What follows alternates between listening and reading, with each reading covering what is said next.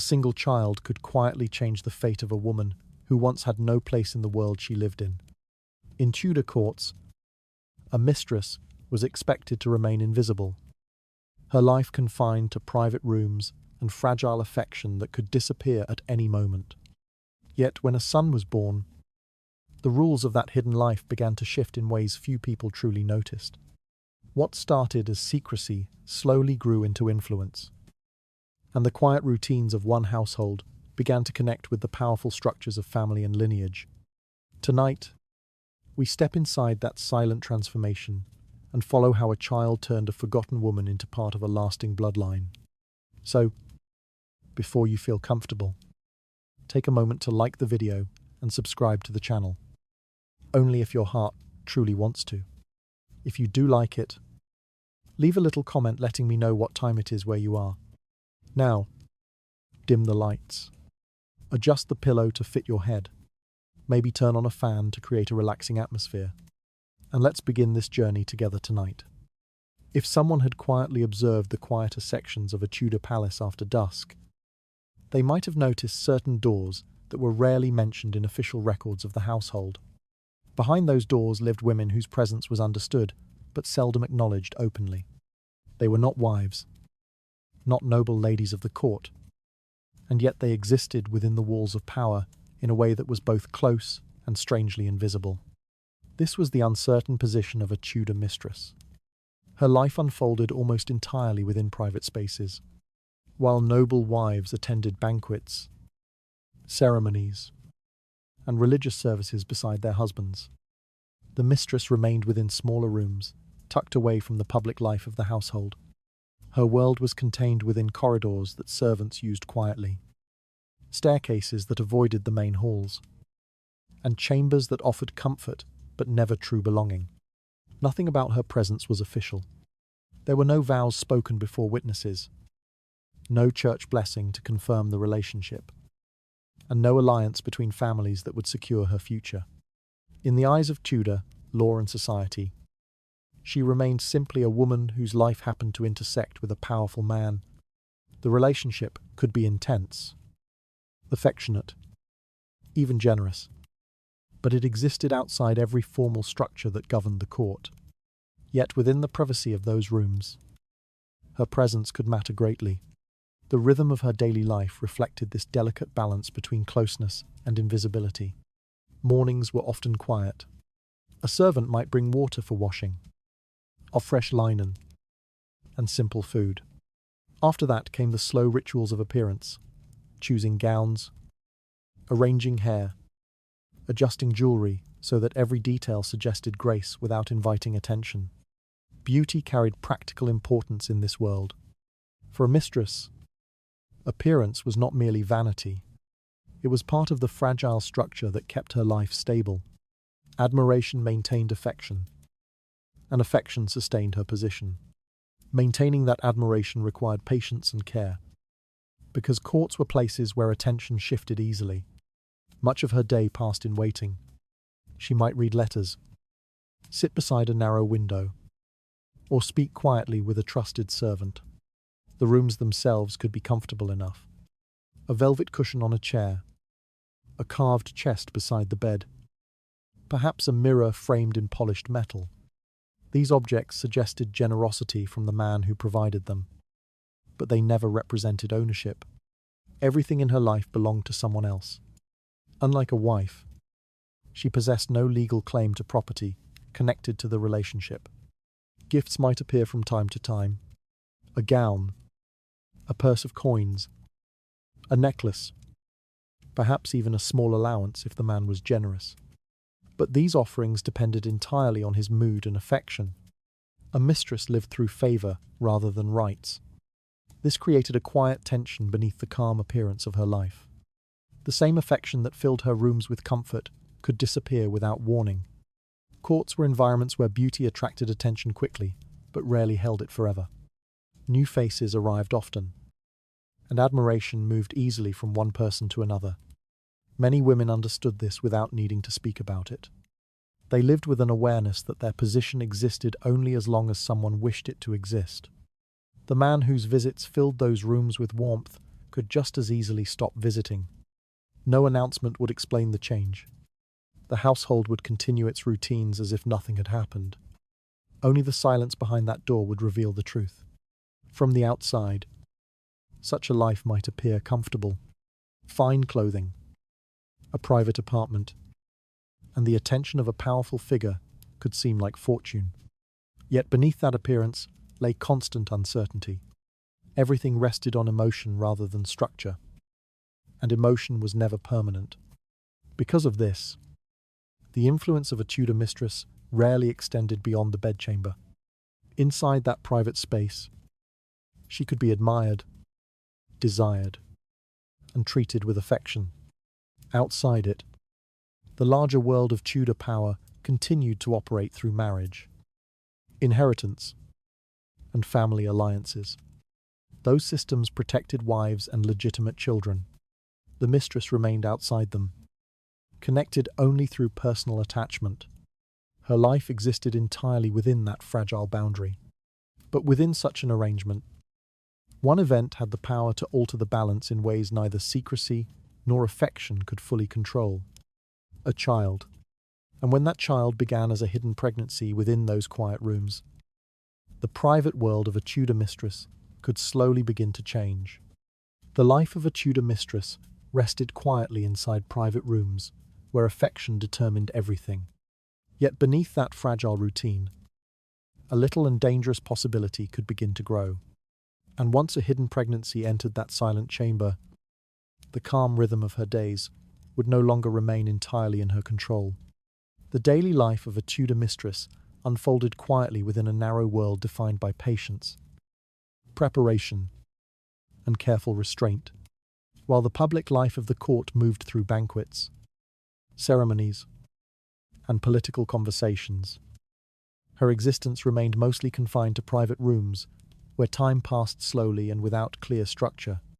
Morning usually arrived gently. A servant might enter with warm water carried in a basin, placing it beside a small table near the bed. Linen cloths were arranged neatly, and sometimes a simple breakfast followed not long afterward. Bread, fruit, or cheese appeared on a wooden tray, often accompanied by a cup of watered wine or weak ale. These small comforts created the appearance of stability. Yet they were only part of a routine designed to maintain quiet order within a life that lacked certainty. After these early moments, much of the day was devoted to appearance. Clothing was chosen carefully, often with more attention than necessity demanded. A mistress might examine several gowns before selecting the one that balanced elegance with modesty. Fabrics such as velvet, silk, or wool were arranged with care, sleeves adjusted, collars smoothed, and ribbons retied until the reflection in the mirror seemed acceptable. Hair required similar patience. Servants brushed and arranged it slowly, sometimes weaving it into intricate patterns or decorating it with ribbons or small ornaments. Even when no visitors were expected, appearance still mattered. In Tudor society, beauty was not simply a personal pleasure. For a mistress, it was closely tied to survival. Attention had to be maintained. A woman who allowed her appearance to fade risked losing the admiration that sustained her place. Because of this, hours could pass in small rituals of grooming and preparation, even on days when the world outside her chamber remained distant. The rest of the day often unfolded in quiet stillness. Unlike wives who managed large households or attended courtly events, a mistress rarely possessed responsibilities that demanded constant activity. She might spend time reading letters, practicing music, sewing, embroidering, or watching movement in the courtyard below from a narrow window. These activities filled the hours, but rarely removed the deeper sense of waiting that shaped her life. Waiting for news, waiting for a message, waiting for the possibility that the man whose affection sustained her life would decide to visit. Sometimes a servant arrived quietly with a folded note. Sometimes footsteps echoed in the corridor late in the evening. But many days passed without any interruption at all. leaving long stretches of silence behind closed doors. This rhythm of waiting became a familiar part of her existence. The social world of a Tudor mistress remained small and carefully controlled. Public gatherings within the palace were often avoided entirely. To appear openly beside a powerful man could provoke gossip or scandal, and scandal carried risks that few wished to face. Because of this, most interactions occurred privately. A trusted maid might serve as both attendant and companion during long afternoons. Occasionally, a visitor from outside the palace arrived discreetly. Perhaps a friend from earlier years, or a relative whose loyalty could be trusted. These visits were rare and arranged with caution. For the most part, the mistress lived quietly on the edges of the court. Her financial security reflected the same fragile balance. Unlike a wife who might control property or household resources, a mistress depended almost entirely on gifts and allowances. Coins might arrive from time to time in small purses. New gowns might be delivered by tailors. Jewelry sometimes appeared as tokens of affection. These gifts could be generous, but they were never guaranteed. Everything depended on the mood and goodwill of the man involved. If he remained attentive, the apartment stayed comfortable, and the small luxuries continued to appear. If his interest weakened, those luxuries could disappear with surprising speed. A mistress, therefore, lived in a world shaped by generosity rather than rights. Even the rooms she occupied were rarely hers in a permanent sense. The apartment belonged to the household that provided it, not to the woman living within it. Furniture, weeked servants, and comforts all existed under the authority of someone else. This arrangement created a quiet awareness of dependence. It was possible for months to pass peacefully under such conditions. Days filled with small routines, evenings filled with occasional visits, and the steady appearance of gifts could create the impression of stability. Yet beneath that calm surface, uncertainty remained constant. A change in affection could alter everything. Because of this, many mistresses lived with a subtle tension that never fully disappeared. Each day felt balanced between comfort and vulnerability. Every moment of attention reinforced the fragile structure of their lives, while every absence reminded them how easily that structure might collapse. The court beyond their rooms continued its own busy rhythm. Councillors debated policy, ambassadors delivered messages, and noble families negotiated alliances through marriage. Meanwhile, within a quiet apartment hidden along a palace corridor, a woman waited. Her days moved between mirrors, letters, and long hours of patience. Her life depended on a relationship that existed entirely within private walls. For a time, that delicate routine could continue without disturbance. But within such quiet lives, certain changes could arrive that no careful preparation could conceal. The days of a Tudor mistress revolved around waiting, beauty, and the uncertain generosity that sustained her comfort. Yet even within that controlled routine, circumstances could arise that no discretion could fully hide. And when the first signs of pregnancy appeared within those quiet rooms, the fragile balance of her daily life began to shift in ways no amount of patience could prevent. The position of a Tudor mistress appeared comfortable from a distance, yet beneath that surface it remained remarkably fragile. Everything that sustained her life, her rooms, her clothing, her servants, and even the calm rhythm of her days, rested upon the attention of a single man. If that attention weakened, the structure supporting her existence could disappear with unsettling speed. Courts were environments where admiration moved quickly. Beauty attracted notice, but it rarely held it forever. New faces arrived, constantly, at Tudor courts. Young ladies from noble families came to serve queens or noblewomen. Daughters of influential houses appeared during visits and celebrations. Each season seemed to introduce someone younger, someone newly admired, someone whose presence stirred fresh curiosity. In such surroundings, comparisons were inevitable. A mistress who had once drawn admiration could gradually feel that admiration shifting elsewhere. The change did not usually arrive with open confrontation. Instead, it appeared quietly. Visits became less frequent. Gifts arrived less often. Conversations shortened.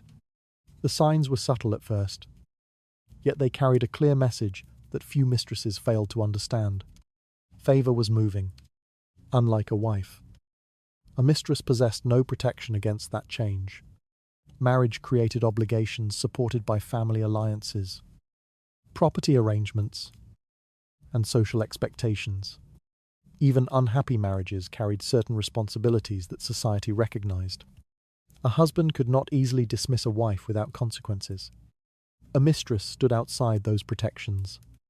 The relationship that defined her life existed entirely through personal affection. As long as that affection remained, her position felt secure. When it faded, there were no agreements, no contracts, and no institutions that required the man to continue providing support. The difference between admiration and abandonment could be remarkably small. Financial matters reflected this vulnerability with particular clarity. The gowns she wore, the jewelry she kept, and the coins she spent often arrived as gifts rather than possessions secured by law. Even the rooms she occupied belonged to the household of the man who maintained them. Very little truly belonged to her. Without legal ownership of property, a mistress lived without the foundation that protected many other members of Tudor society. Land, houses, and long-term income usually remained outside her control. Generous lovers might offer allowances or small estates, but such arrangements depended entirely on goodwill, and goodwill could change. When affection cooled, those arrangements sometimes vanished with surprising speed. The household might be reassigned to someone else. Servants might be transferred to different duties. The comfortable apartment that had once seemed permanent could suddenly feel temporary. Many women recognized this reality, even during the most comfortable moments of their lives. It produced a quiet awareness that every gift carried a certain uncertainty. A new gown might arrive one week, yet the future remained impossible to predict. The court could appear stable on the surface, but beneath that stability lay shifting relationships and fragile loyalties. For this reason, the emotional life of a mistress often contained an undercurrent of caution. She might enjoy affection, attention, and comfort, yet she also understood how easily those things could fade. The admiration that sustained her position rested largely on youth and charm. Both were admired greatly in Tudor society, yet neither lasted forever. The passage of time, therefore, carried unusual weight. Each year brought new arrivals to the court. Each celebration introduced unfamiliar faces. A woman who had once stood at the center of someone's attention might gradually find herself standing slightly farther away. No announcement marked the moment when favor truly ended. Instead, it arrived through silence. Letters stopped appearing. Messengers stopped knocking at the door. The apartment that had once received frequent visits became a quiet place where memories replaced expectation. The court continued its life as if nothing had changed. Servants moved through corridors carrying candles and trays. Councillors gathered in chambers to debate matters of state. Noble families arranged marriages and alliances that shaped the future of the kingdom. And within a quiet apartment tucked along those same corridors, a woman faced the possibility that the life she had built might dissolve without warning. For some mistresses, that realization created a constant sense of uncertainty. Comfort existed, yet it rested upon shifting ground. The structure of Tudor society offered wives the protection of marriage, but it offered mistresses only the fragile security of affection. Still, within this delicate balance, one possibility carried the power to alter the situation in ways neither beauty nor admiration could achieve. The position of a Tudor mistress depended entirely on affection that could disappear without warning. Beneath the comfort of private rooms lay a constant awareness that everything might vanish with a single change of attention. Yet within that fragile life, one unexpected event could suddenly force the court itself to begin paying closer attention. Within the quiet chambers of a Tudor palace, the discovery of pregnancy could transform an ordinary day into the beginning of a deeply uncertain future. What had once been a life shaped by secrecy and careful routine suddenly felt different. The same private rooms that had provided comfort now carried a sense of tension that was difficult to ignore. Early signs often appeared quietly. A missed cycle, an unfamiliar exhaustion, a slight change in appetite or mood. At first, these details might pass unnoticed by others. Yet the woman herself rarely misunderstood their meaning. In the quiet hours of the morning, while the palace continued its distant routines, the possibility of pregnancy could become impossible to dismiss. Pregnancy carried a very different meaning for a mistress than it did for a wife. In noble households, a wife's pregnancy was welcomed as an event that strengthened family lineage and secured inheritance. Servants prepared new rooms, relatives exchanged letters, and the household adjusted openly to the coming arrival of a child. Within the private life of a mistress, however, pregnancy created a far more complicated reality. Instead of celebration, there was caution. Instead of public preparation, there was silence. The private chamber where she lived began to feel different almost immediately. A place that once held calm routines and occasional visits now seemed filled with quiet questions. Each day carried new concerns about how long the secret could remain hidden. The physical changes of pregnancy rarely remained invisible for long. Loose gowns might help conceal a growing body for a time. Yet servants who assisted with dressing often noticed more than anyone expected. A maid fastening a gown might pause slightly longer than usual. Another servant might observe that the mistress requested more rest or declined certain foods. In large Tudor households, such observations travelled quickly. Servants moved constantly between kitchens, stairways, courtyards, and chambers. They carried food, clothing, candles, and messages throughout the day. Along with these duties came conversation, and conversation rarely remained private for long. Rumours did not require proof. A quiet remark could begin in the servants' quarters and gradually spread through the corridors of the palace. Someone might whisper that the mistress had not left her rooms recently. Another might notice that her gowns had changed. Before long, small suspicions began to take shape in the minds of those who observed her daily routine. The stone walls of Tudor palaces often carried more whispers than official announcements. For a mistress, maintaining secrecy required constant attention. She might limit visitors to only the most trusted servants. Walks through gardens or courtyards became less frequent. Letters were written carefully, avoiding words that might attract attention if read by someone else. Even simple activities began to require thought. A visit from a physician could raise questions. A new servant entering the household might observe unfamiliar details. The presence of pregnancy created an invisible tension that lingered behind ordinary routines. Yet the growing reality inside her body could not be ignored. Each passing week strengthened the certainty that something had changed. What had once been a private relationship between two people now carried the possibility of a child who might eventually demand recognition. A child altered everything. For the mistress, pregnancy brought a complicated mixture of fear and possibility. Fear existed because discovery could lead to scandal, anger, or rejection. Possibility existed because a child, especially a son, could sometimes create new forms of connection that did not exist before. Within Tudor society, bloodlines carried enormous significance. Questions of inheritance, family reputation, and political alliances shaped the lives of noble households. Even a child born outside marriage could attract attention if the father held influence or wealth. The existence of that child might introduce concerns that reached far beyond the quiet walls of a private apartment. Because of this, pregnancy transformed the emotional landscape of the mistress's life. Moments that had once passed calmly now carried deeper meaning. each letter received from the man involved felt more important than before. Each delay in communication produced new uncertainty.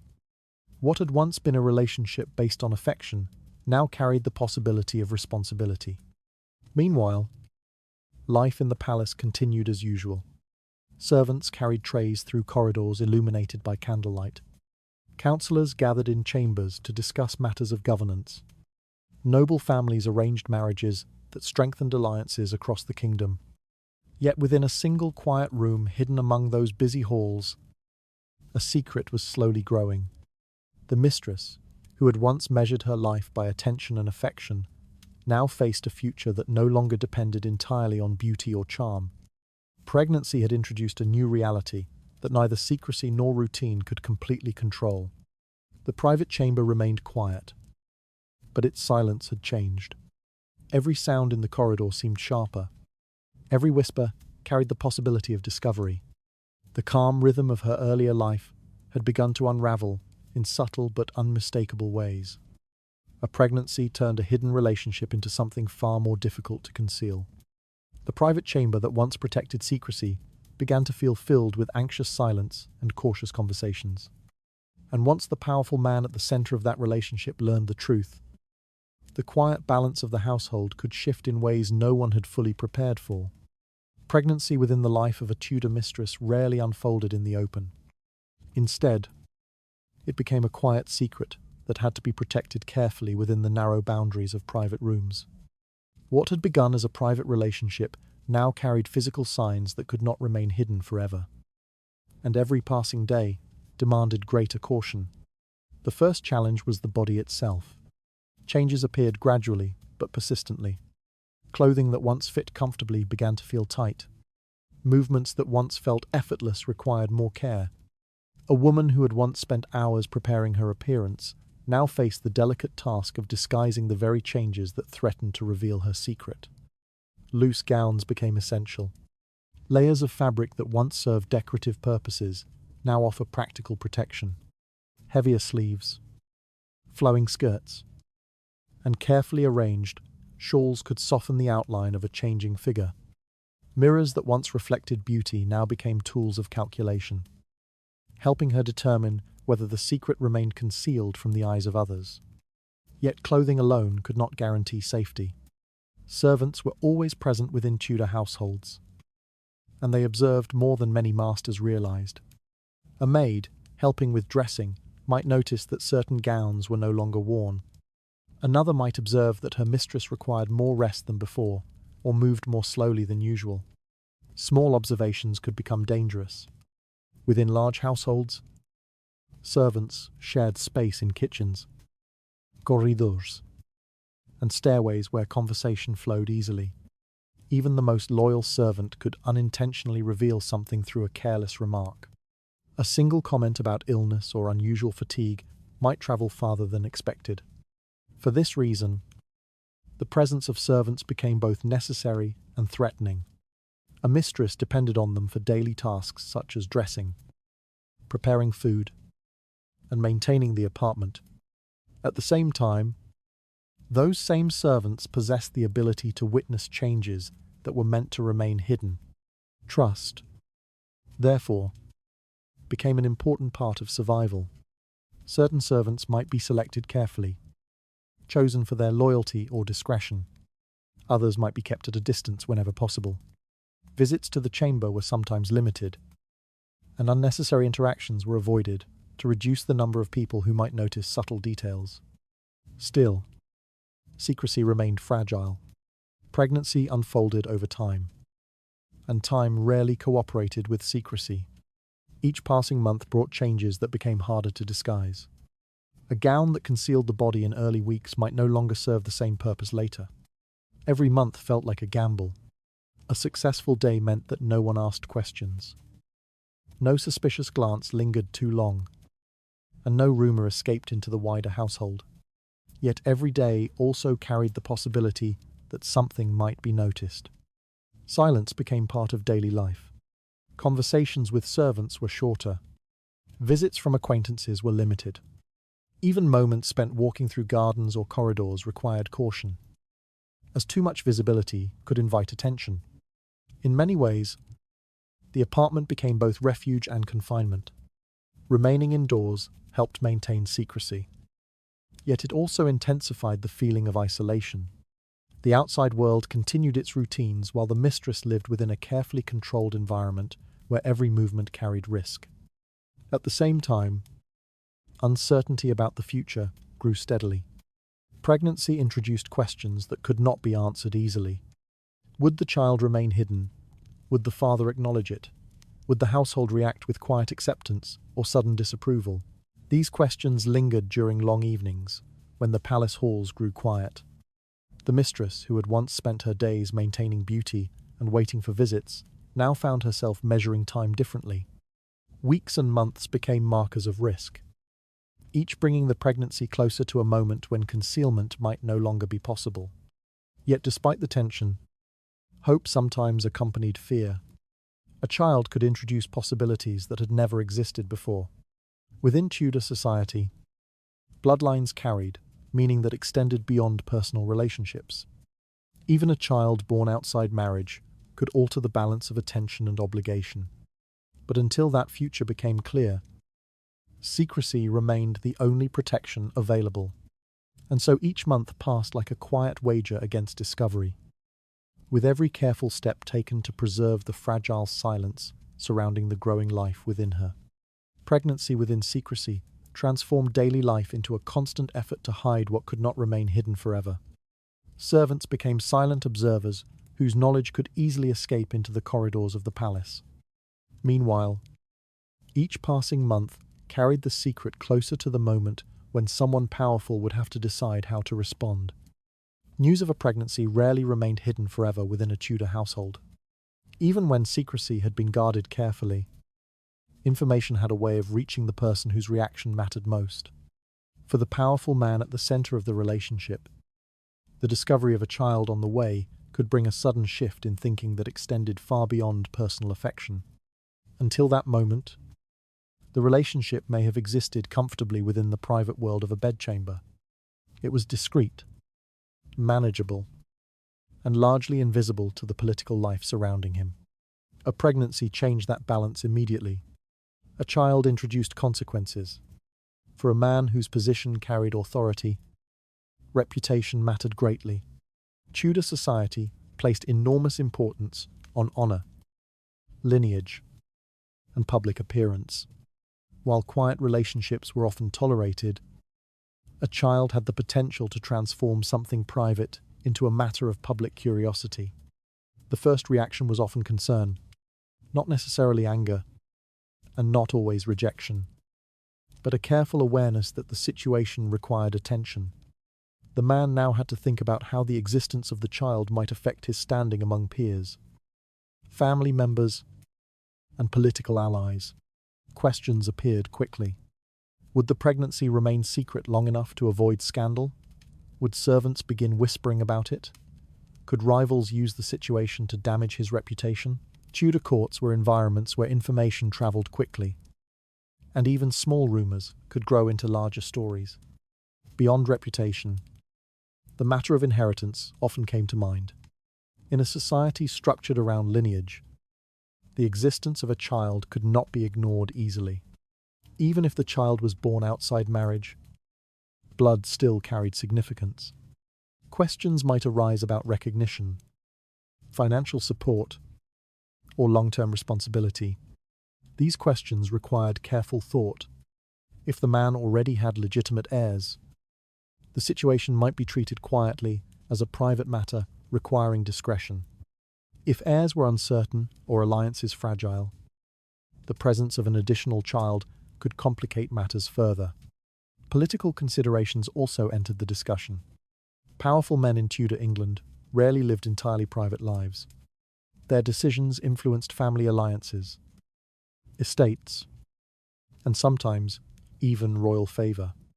A scandal could damage negotiations or weaken relationships with other noble families. For this reason, emotional responses were often replaced by strategic thinking. The pregnancy became a situation that required management. Discretion was the priority.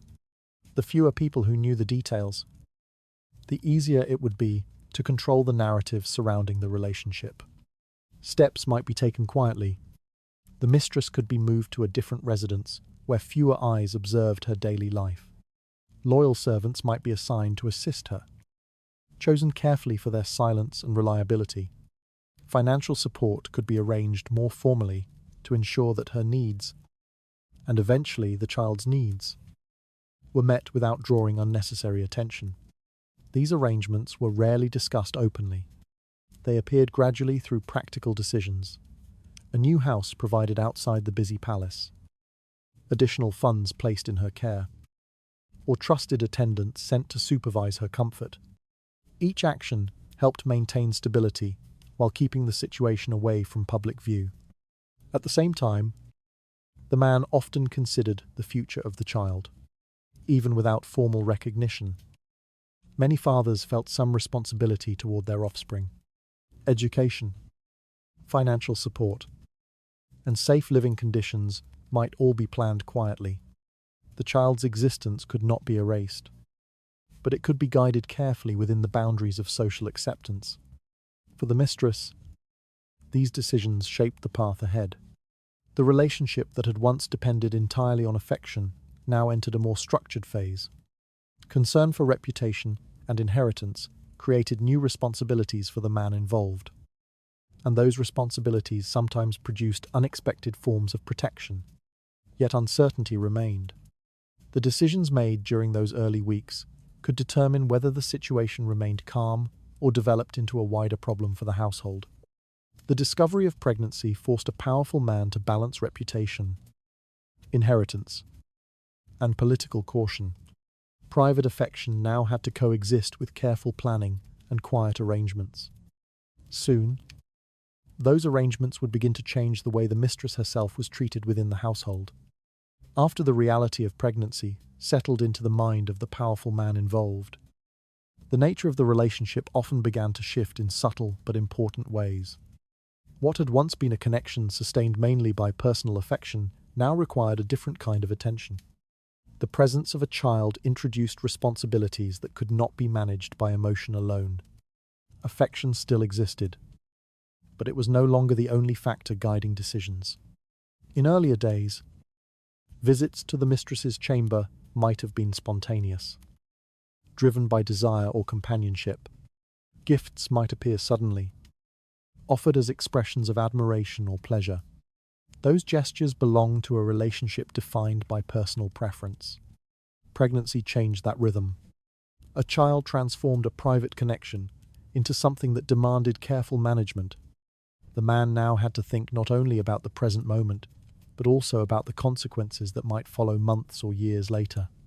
Attention, therefore, became more deliberate. Where once there had been casual generosity, there was now planning. Financial arrangements began to take clearer form. Instead of occasional gifts appearing unpredictably, support might be organized more carefully. Allowances could be set aside to ensure stability for the woman carrying the child. This change did not necessarily mean greater public recognition. In many cases, it meant the opposite. The goal was often to provide security while preserving discretion. Quiet arrangements allowed the situation to remain controlled, reducing the chance that gossip might spread through the court. Money, therefore, played an important role. Coins that once arrived occasionally might now appear regularly. Tailors, physicians, and servants could be paid more consistently. Expenses related to pregnancy required attention, and the powerful man understood that neglect might create greater problems later. Financial stability became part of a broader strategy. Along with money, living arrangements often began to change. The mistress who had once remained close to the palace might be moved to a residence that offered greater privacy. A house in the countryside, a quiet property on the edge of a town, or an estate belonging to the man's household could provide a safer environment. Such moves were rarely announced openly. They occurred quietly, arranged through trusted servants and agents who understood the importance of discretion. The new residence allowed the mistress to live more comfortably during the later months of pregnancy, while avoiding the attention of the court. Within that new environment, daily life often became calmer. Servants chosen for loyalty attended to her needs. Physicians could visit without attracting suspicion. The household around her remained small, controlled, and carefully managed. The goal was not luxury, but stability. Safety mattered more than appearance. At the same time, the tone of the relationship between the man and the mistress sometimes changed in ways that were difficult to describe openly. What had once been primarily a romantic connection could slowly take on a more practical character. Responsibility entered the relationship. The man's concern was no longer limited to maintaining affection. He now had to consider the well-being of the child, the reputation of his household, and the long-term consequences of his decisions. These concerns naturally influenced the way he treated the woman carrying the child. In some cases, the mistress noticed the difference immediately. Messages arrived more frequently. Instructions regarding health, comfort, and living conditions were delivered with greater care. The attention she received now carried a different tone, one that reflected planning rather than impulse. The relationship had become part of a larger calculation. Within Tudor society, where lineage and inheritance carried enormous weight, the arrival of a child, even one born outside marriage, could not be treated lightly. Quiet strategies were developed to ensure that the situation remained stable and controlled. For the mistress, this shift created a new reality. The uncertainty that had once defined her daily life did not disappear completely, but it was replaced by a different form of structure. Financial support became clearer. Living conditions became safer. The man who had once visited primarily for companionship now approached the situation with greater seriousness. Still, the change did not erase every risk. The existence of a child always introduced new possibilities and new complications. Even with careful planning, the future remained uncertain, especially within the complicated social structure of Tudor England. Yet compared with the fragile life she had known before pregnancy, the mistress often experienced a noticeable transformation. Where once she had lived entirely through personal favour, she now occupied a position shaped by responsibility and planning. And, as the months passed, the most significant moment of all continued to approach. Pregnancy had already transformed the relationship from personal affection into a matter of careful responsibility. Quiet arrangement, financial support, and safer living conditions began to redefine the mistress's daily life. Before long, however, a single event would arrive that would change the meaning of her position more than anything that had come before.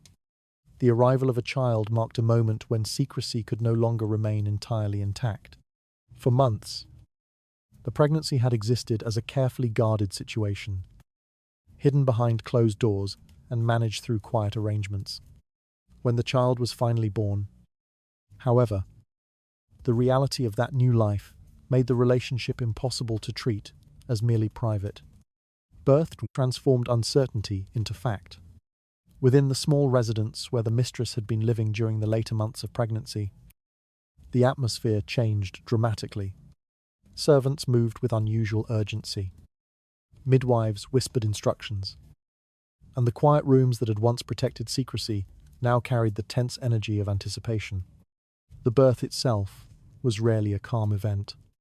Childbirth in Tudor England was dangerous and physically demanding, even for women living in comfortable conditions. Hours of pain often passed before the child appeared. Servants waited anxiously in nearby chambers, carrying warm water, cloths, and simple medicines that might assist the exhausted mother. When the child finally arrived, the first question often carried more significance than anything else. Was it a boy or a girl? In Tudor society, the answer mattered greatly. While daughters certainly held value within families, sons possessed a special importance connected to lineage and inheritance. A son represented continuation. A son represented blood carried forward into another generation. For a powerful man, the birth of a son could introduce entirely new considerations. The relationship that had once existed privately now possessed a living reminder of itself. The child embodied a connection that could not easily disappear, even if the mother remained outside the formal structure of marriage. The blood of the father now existed in a form that others could see and recognize. This changed the nature of the situation immediately. The birth of a son transformed the child into something more than a personal matter. Within noble and influential households, lineage carried weight far beyond affection. Family names, property, and social influence all rested upon the careful management of bloodlines. Because of this, the existence of a son often attracted attention. The child might still be kept away from the center of court life, but his presence could not remain entirely ignored. Trusted servants would know. Advisors might hear whispers. Family members might eventually learn that the powerful man now had a son whose existence required some form of response. The child, therefore, represented more than emotion. He represented blood. Blood carried meaning within Tudor society. Even when a child was born outside marriage, the connection between father and son could influence decisions about support, education, and future opportunity. Questions emerged about how the child would be raised and what position he might occupy later in life. The quiet arrangements that had begun during pregnancy now became more important. Financial support for the mother might increase. Servants responsible for the child's care would be selected carefully. Physicians or tutors might eventually be involved to ensure that the boy grows in health and discipline. Each decision reflected the same underlying reality. The child had become part of the father's lineage. This did not necessarily mean public acknowledgement. In many cases, the situation remained discreet. The child might grow up away from the court, living under the protection of the father's resources, but without open recognition. Even so, his existence carried political weight. Rivals might hear rumors. Allies might wonder about inheritance questions. In societies where bloodlines defined legitimacy and power, even a quiet birth could ripple outward through the network of relationships surrounding a powerful household. For the mistress, the birth of a son altered her own position as well. Before the child arrived, she had been connected to the powerful man primarily through affection and private companionship. After the birth, she became something more significant. She was now the mother of his child, a woman linked to his bloodline in a way that could not be erased. This did not guarantee security, but it changed the conversation surrounding her life. Her role now existed within a broader context that included lineage, inheritance, and reputation. The private relationship that had once been hidden within a bedchamber now had a living consequence that extended into the future. The quiet residence where the child was born might remain distant from the palace, yet the implications of that birth could travel far beyond its walls. The boy lying in a cradle represented both possibility and complication.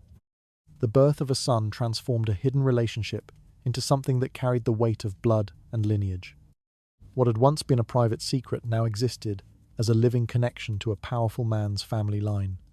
In time, that small child would begin to change the way the world around his mother looked at her. The cry of a newborn child could travel through the quiet rooms of a Tudor household in a way that no whispered rumor ever could. It was a small sound, fragile and uncertain, yet its meaning reached far beyond the walls where it first appeared. In that moment, the life of a Tudor mistress began to change in ways that neither secrecy nor careful planning could completely control. Until the child was born, the relationship had remained centered on two people. Everything had revolved around private affection, hidden meetings, and the delicate balance that allowed the connection to exist quietly beside the official structure of the court. The mistress had lived within that private space, her position defined largely by admiration and personal attention. The arrival of the child altered that balance immediately. A woman who had once been known only as a companion or secret partner now held a new role. She was no longer simply the woman someone cared for in private chambers. She had become the mother of his child. and that distinction carried a meaning that extended far beyond emotion. Motherhood introduced permanence. Affection could change. Attention could move elsewhere, and private relationships could fade quietly over time. A child, however, remained. The small life now resting in a cradle represented a connection that could not easily disappear. The daily rhythm of the mistress's life shifted as well. Previously, her days had often been shaped by waiting. Hours passed in preparation, in quiet routines, and in anticipation of visits that might or might not occur. Now the presence of a child filled those hours with a very different kind of responsibility. The infant required constant care. Servants brought warm water, prepared food, and arranged linens for the small bed where the child slept. Midwives or nurses often assisted in the early weeks, guiding the mother through unfamiliar routines.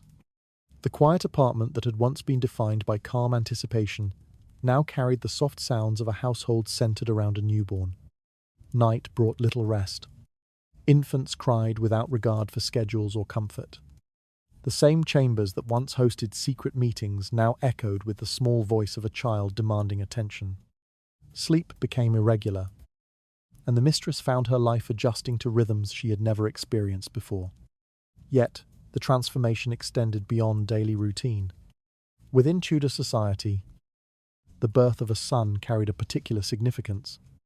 The child represented potential lineage, a continuation of blood that connected him directly to his father's family.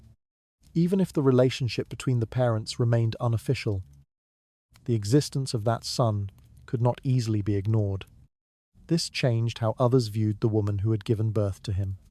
Before the child arrived, she had existed quietly on the edges of the household, recognized by few and acknowledged by fewer. Now she held a position that connected her directly to the future of a bloodline. Her identity began to shift. She was no longer defined solely by affection or beauty. Instead, she was the mother of a child whose existence carried implications that might unfold over many years. That distinction altered the way servants, advisors, and sometimes even the father himself regarded her place within the wider household. The quiet boundaries that had once confined her life slowly began to expand. Decisions about the child's care, health, and future required attention. Discussions about tutors, guardians, and financial arrangements sometimes emerged long before the boy was old enough to understand them. What had begun as a hidden relationship within a private room now reached outward into the practical world of family responsibility. The mistress herself often sensed this change clearly. Her life no longer centered entirely on personal affection. Instead, it now revolved around the well-being of the child whose presence had transformed her daily existence. Every decision she made carried new weight, because the future of the boy depended on it. The small cry that first echoed through those quiet chambers had introduced a new chapter. The private world of a bedchamber had given way to something more complicated.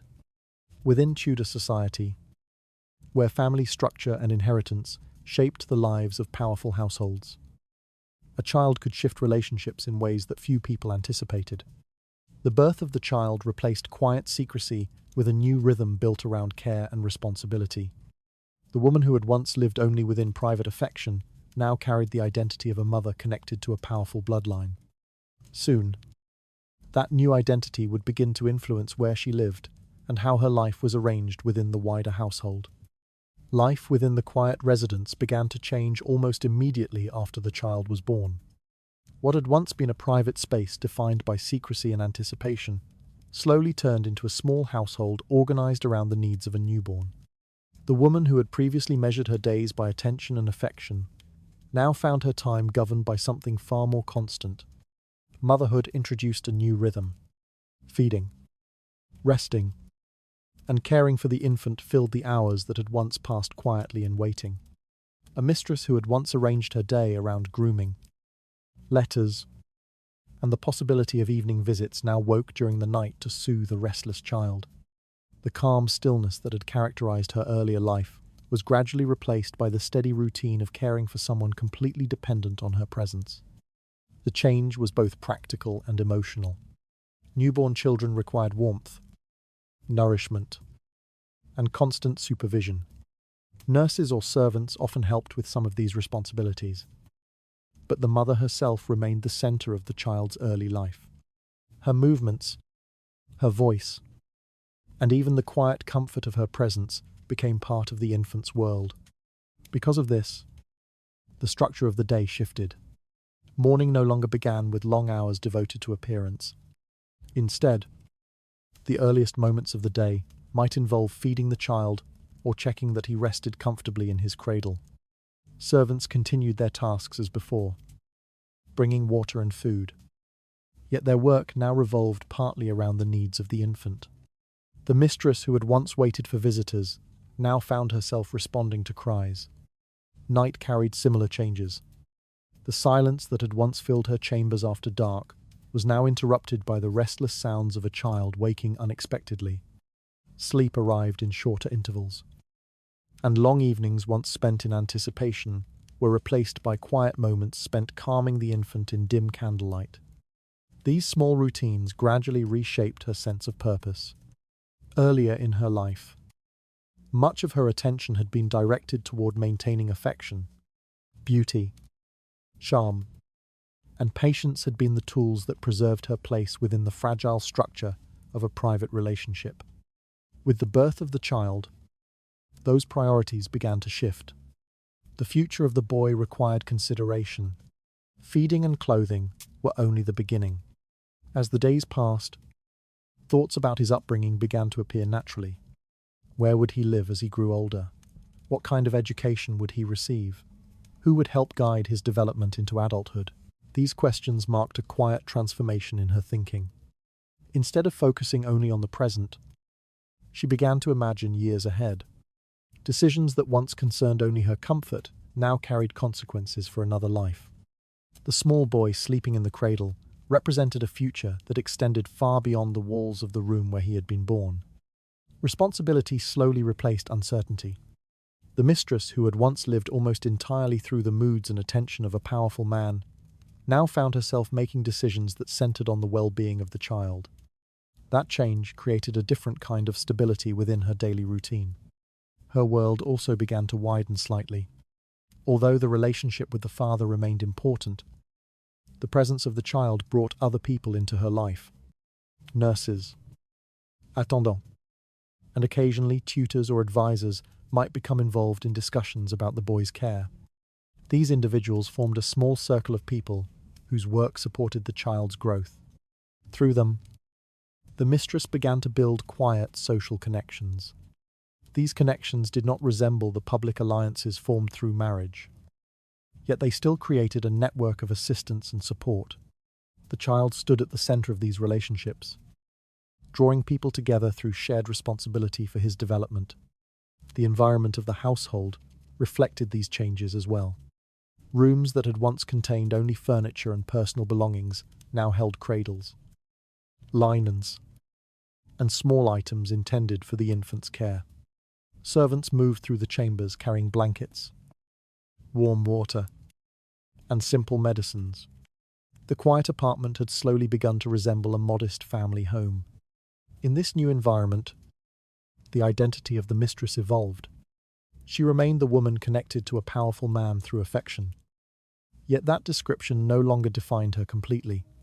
Her life now included the role of mother, a role that brought both responsibility and a deeper sense of permanence. The child's presence created a bond that extended beyond the uncertainties of admiration. Affection between adults might shift or fade over time, but the connection between mother and child grows stronger with each passing day. Feeding, holding, and watching over the boy gradually replaced the earlier routines that had once shaped her existence. Patience and preparation remained part of her life, but they were now directed toward protecting and guiding the child. With each passing month, that transformation became clearer. The quiet woman, who had once lived on the edge of the household as a secret companion, now stood at the center of a small family unit. Her days revolved around the boy whose future she hoped to secure. Even within the complicated social structure of Tudor society, motherhood had quietly replaced the life she had known before. Life had shifted from private affection to daily responsibility for a growing child. The mistress, who once waited quietly in hidden rooms, now organized her days around the future of her son. Gradually, those responsibilities would begin to influence where she lived and how her household was arranged. Living arrangements rarely remained the same once a child entered the life of a Tudor mistress. The quiet rooms that had once served as a discreet refuge inside or near the palace often became unsuitable for the new reality created by the child's presence. A newborn introduced noise, movement, and attention, all of which made secrecy increasingly difficult to maintain within the crowded environment of a court household. Because of this, relocation often became the most practical solution. Remaining within the immediate surroundings of the palace carried risks. Servants moved constantly through corridors. Courtiers visited frequently, and rumors traveled easily between chambers. A child crying in the night or being carried through a hallway could attract curiosity that secrecy could no longer control. Moving away reduced those risks. In many cases, the powerful man connected to the mistress arranged for her to live in a different residence. Such arrangements were rarely dramatic or publicly announced. Instead, they appeared gradually through quiet decisions made by household officials or trusted agents. A carriage might arrive one morning with instructions for travel. Servants would pack clothing, linens, and small personal belongings. Within a short time, the mistress and her child could find themselves leaving the busy environment of the court behind. The new residence often stood in a quieter location. Sometimes it was a modest estate on the edge of a town. Sometimes it was a country house belonging to the man's larger network of properties. In other situations, it might be a comfortable residence in a quieter district of a city where fewer eyes watched daily activity. The purpose remained the same. Distance created discretion. Away from the constant movement of the palace, the mistress could raise the child with far less attention from curious observers. Servants assigned to the new household were usually chosen carefully for loyalty and silence. Their responsibilities included maintaining order within the residence while protecting the privacy of those who lived there.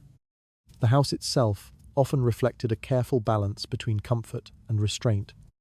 It was rarely extravagant, yet it provided stability. Several rooms might be arranged for daily living, including a chamber for the mistress, a nursery for the child, and smaller spaces for servants. Furniture appeared practical rather than ceremonial, designed to support ordinary routines rather than impress visitors. Within this environment, daily life gradually took on a different character. The mistress, who had once lived quietly on the margins of a powerful household, now found herself at the center of a small domestic world. The child's presence gave the residents a sense of purpose that had never existed within the palace chambers, where secrecy once defined her life. A nursery became the heart of the household. Cradles, blankets, and simple toys began to fill the room where the infant spent most of his time. Nurses moved carefully between the nursery and the kitchen, preparing food and tending to the child's needs. The sounds of daily life, footsteps, quiet conversation, the occasional cry of the child, created an atmosphere very different from the silent waiting that had once defined the mistress's earlier existence. Gradually, the residence began to resemble a small family home. Meals were prepared regularly. Servants followed predictable routines, and the child's development became the central concern around which everything else was organized. The mistress herself moved through these rooms, not as a secret companion, but as the guiding figure of the household. The transformation could feel subtle but meaningful. Although her position within the wider structure of Tudor society remained unofficial, the domestic environment around her now reflected the presence of a mother and child living under quiet protection. The residence offered stability that had rarely existed during her earlier years. The powerful man who had arranged the house often maintained a connection with the household. Financial support continued through regular allowances. and servants responsible for managing the property reported back to ensure that everything remained in order. Visits might occur occasionally, though they were often arranged discreetly to avoid attracting attention. These visits reminded everyone involved that the household existed because of his authority. Yet the daily life inside the residence increasingly belonged to the mistress and her child. Decisions about the boy's comfort, health, and upbringing filled her days. The environment she managed slowly shaped the child's earliest understanding of the world around him. A small household had formed. What had once been a hidden relationship within a private chamber had now expanded into something resembling a modest family structure. Even though the arrangement remained unofficial, the presence of servants, to routines, and domestic responsibilities created a sense of permanence that had not existed before. The quiet residence stood apart from the palace, yet it represented an important extension of the powerful man's life. Within Tudor society, where lineage and inheritance carried enormous significance, such arrangements allowed sensitive situations to remain controlled while still providing protection and stability for the child. For the mistress, the change in living space marked another step in the transformation of her identity. She was no longer simply a woman connected to someone through affection. She had become the head of a small household where the future of her child was being carefully prepared. The residence itself reflected that new reality. Rooms once meant for secrecy had given way to rooms meant for living. The move away from the palace quietly transformed a hidden relationship into a small domestic world. A residence provided for discretion gradually became a home organized around the care of a growing child. In time, however, the existence of that child would begin to influence relationships far beyond the walls of this quiet house. Tension rarely appeared openly within the structured world of a Tudor household, yet it often existed quietly beneath the surface of daily life. Once the existence of a child born to a mistress became known, even if only through whispers or careful speculation, the relationship between that woman and the legal wife of the powerful man entered a new and delicate stage. The two women usually lived in very different worlds. The wife occupied the visible position. She appeared beside her husband during ceremonies, represented the stability of family alliances, and stood within the legal structure of marriage recognized by church and society. Her presence carried authority, supported by tradition, property, and the expectations of noble families. The mistress existed outside that framework. Her life remained more private, often separated from the main household and hidden from public attention. Yet the birth of a child introduced a new factor that could not be entirely ignored. A child connected the two women through the same man, even if they never met face to face. The existence of that child created an invisible link between their lives. Within the careful hierarchy of Tudor society, such connections carried meaning that extended beyond personal emotions. Silence often replaced confrontation. Open conflict between a wife and a mistress would risk scandal, something that noble households tried to avoid whenever possible. Instead of public arguments or dramatic scenes, the tension usually appeared through subtle changes in behavior and quiet shifts in household arrangements. Servants often noticed these shifts first. Household staff moved between different areas of the residence and quietly observed the attitudes of those they served. They could sense when conversations became guarded or when certain topics were avoided altogether. In such environments, tension did not need to be spoken aloud to be understood. For the wife, the presence of the child carried particular significance. Marriage in Tudor society was closely tied to inheritance. The legitimacy of children determined the future of family estates, titles, and political alliances. Although a child born outside marriage did not automatically threaten those legal structures, the existence of such a child could still create unease. Blood carried symbolic power. Even when a son born to a mistress held no official claim to inheritance, his existence represented the continuation of the father's bloodline outside the boundaries of marriage. within families that valued lineage deeply. This fact alone could generate concern.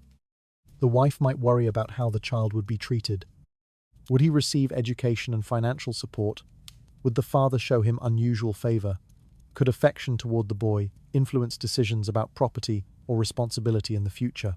These questions rarely received direct answers. Instead, they lingered quietly within the background of household life. Advisors, relatives, and servants sometimes speculated about the situation, adding another layer of tension that remained carefully hidden beneath formal politeness.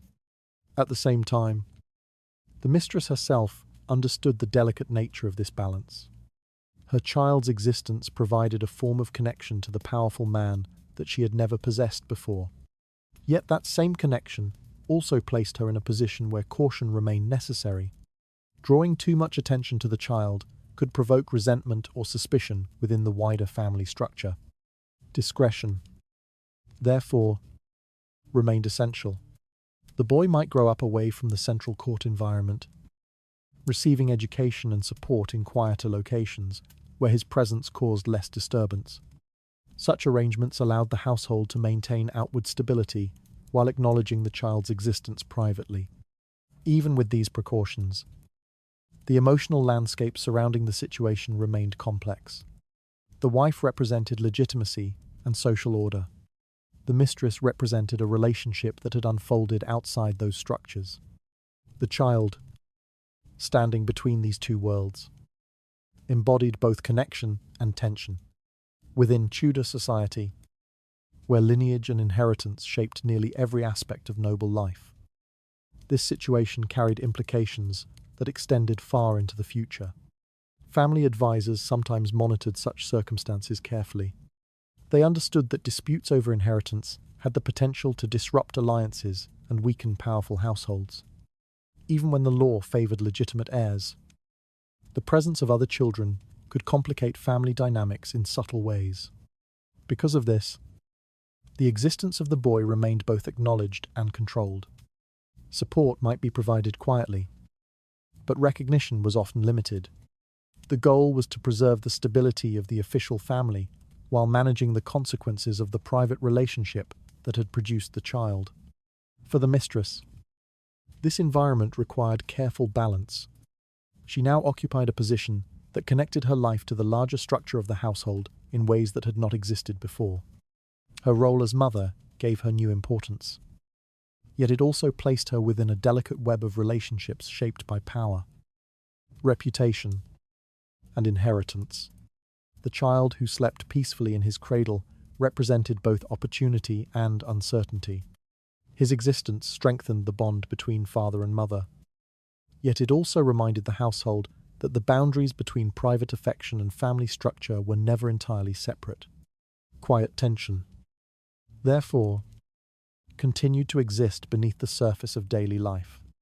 The presence of the child created an invisible connection between the mistress and the legal wife, one shaped by lineage and inheritance rather than personal affection.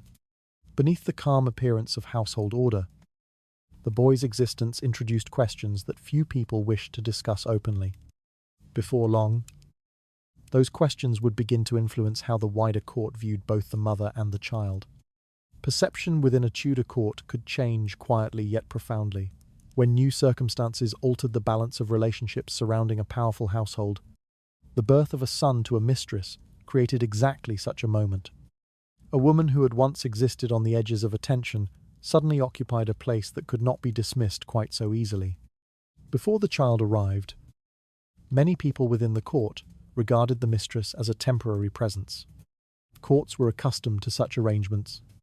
Powerful men often maintained private relationships that remained discreetly outside the formal structure of marriage.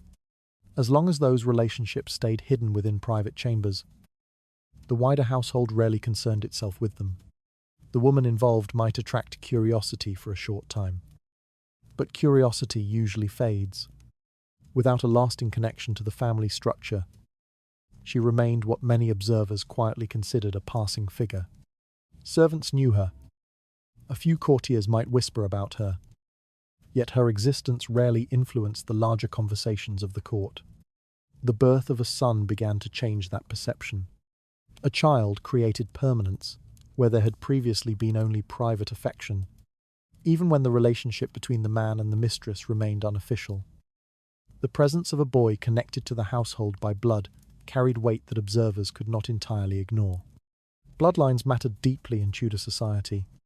Lineage defined inheritance, authority, and family identity. Because of this, a child, even one born outside marriage, introduced a new dimension to how people understood the situation. The mistress was no longer merely a companion who might disappear quietly when affection faded. She had become the mother of a son connected to a powerful man's lineage. This distinction altered the way others spoke about her. Within the court, language carried meaning. A woman once described dismissively as a passing companion might now be referred to more cautiously. Conversations about her shifted from curiosity about a relationship to a discussion about the existence of a child who shared the father's blood. Attention followed naturally. Servants observed her situation more carefully. Advisors occasionally asked discreet questions about the child's well-being or future arrangements. Even courtiers who had never met her might begin to hear her name mentioned during quiet conversations. These mentions did not necessarily reflect admiration. Often, they reflected curiosity, speculation, or political calculation. Courts were environments where every connection could potentially influence alliances or inheritance. The existence of a son raised questions that observers could not entirely avoid considering. Who would raise the child? Would he receive the education befitting his father's status? Would the father acknowledge him publicly? Or would the boy remain quietly outside the formal family structure? Such questions gradually entered the atmosphere of court life. They might appear during private discussions between advisors or within whispered conversations among courtiers seeking to understand the evolving structure of the household. No official declaration needed to be made for people to recognize that something had changed. The mistress herself became part of these conversations. Previously, she had existed largely beyond the attention of those involved in political matters. Now her life intersected indirectly with discussions about lineage, reputation, and future arrangements. Her presence had gained significance. The shift did not transform her into a fully recognized member of the court. She still lived outside the formal hierarchy that protected wives and legitimate heirs. Yet, she now occupied a position that observers treated with greater caution. She was no longer simply a woman connected to someone through affection. She was the mother of a child whose existence might carry consequences for the household. Because of this, a subtle form of observation began to surround her life. Servants reported carefully on the well-being of the child. Messengers occasionally delivered updates about the boy's health or development. Advisors sometimes asked quiet questions to ensure that the situation remained under control. This increased attention did not always feel comfortable. The mistress, who had once lived in relative obscurity, now found herself aware that others were watching her circumstances more closely than before. Every decision regarding the child, his residence, education, and daily care became part of a larger network of awareness within the household. In some cases, even political discussions began to reference the situation indirectly. Advisors concerned with inheritance and family stability occasionally considered how the existence of additional children might influence future decisions. These conversations rarely mentioned the mistress openly, yet her role as the child's mother remained understood by those involved. Within Tudor society, where lineage and reputation shaped the foundations of power, such details could never be entirely ignored. The mistress, therefore, stood in a new position. She had not entered the formal structure of the court, yet she could no longer be treated as a temporary presence, easily forgotten. Her identity had become connected to a living symbol of the father's bloodline. That connection carried quiet influence. Observers who once dismissed her existence now regarded her with a more careful awareness. The child she had given birth to ensured that her story had become part of the broader narrative surrounding the household. The court no longer saw the mistress merely as a passing companion hidden within private chambers. Her identity had changed with the birth of a son whose blood linked him to a powerful family line. Soon, the question of how that child would be formally acknowledged would begin to reshape the future of both mother and son. Recognition within a noble household rarely arrived with dramatic announcements. Instead, it often appeared quietly through records, arrangements, and subtle changes in the way people spoke about lineage. When the son of a powerful man began to attract attention beyond the private rooms where he had been raised, the possibility of formal acknowledgement slowly entered the conversation. At first, such recognition remained discreet. The official family tree of a noble household carried enormous importance in Tudor society. Names written into those records represented legitimacy, inheritance, and continuity. Because of this, the addition of any child, especially one born outside marriage, required careful consideration. The process rarely occurred openly, rather than public proclamations. Acknowledgement might appear through quiet documentation. Trusted clerks recorded family connections in ledgers or genealogical notes that circulated only among a limited group of advisors. The child's name might be mentioned with careful wording, acknowledging his existence without granting the full rights reserved for legitimate heirs. Even this modest recognition carried meaning. A name written in connection with a powerful lineage ensured that the child would not disappear entirely from memory.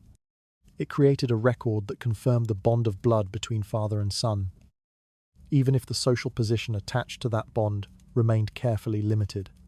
Such records often served practical purposes as well. They allowed the father to arrange certain provisions for the boy's future. Land might be assigned quietly through legal instruments that transferred property without attracting unnecessary attention. Small estates or houses sometimes provided income that supported the child's upbringing. These arrangements created a measure of stability. The boy might grow up with resources that reflected his connection to the father's household, even while remaining outside the formal line of inheritance. Education could be arranged. Tutors might be hired to teach reading, writing, and the skills expected of a young gentleman. The father's advisors often played a role in shaping these decisions. Within noble families, long-term planning mattered greatly. Advisors understood that a child linked by blood to the household might influence future circumstances, even if he did not possess legal rights equal to those of legitimate heirs. Their task was to ensure that the situation remained controlled and beneficial to the stability of the family.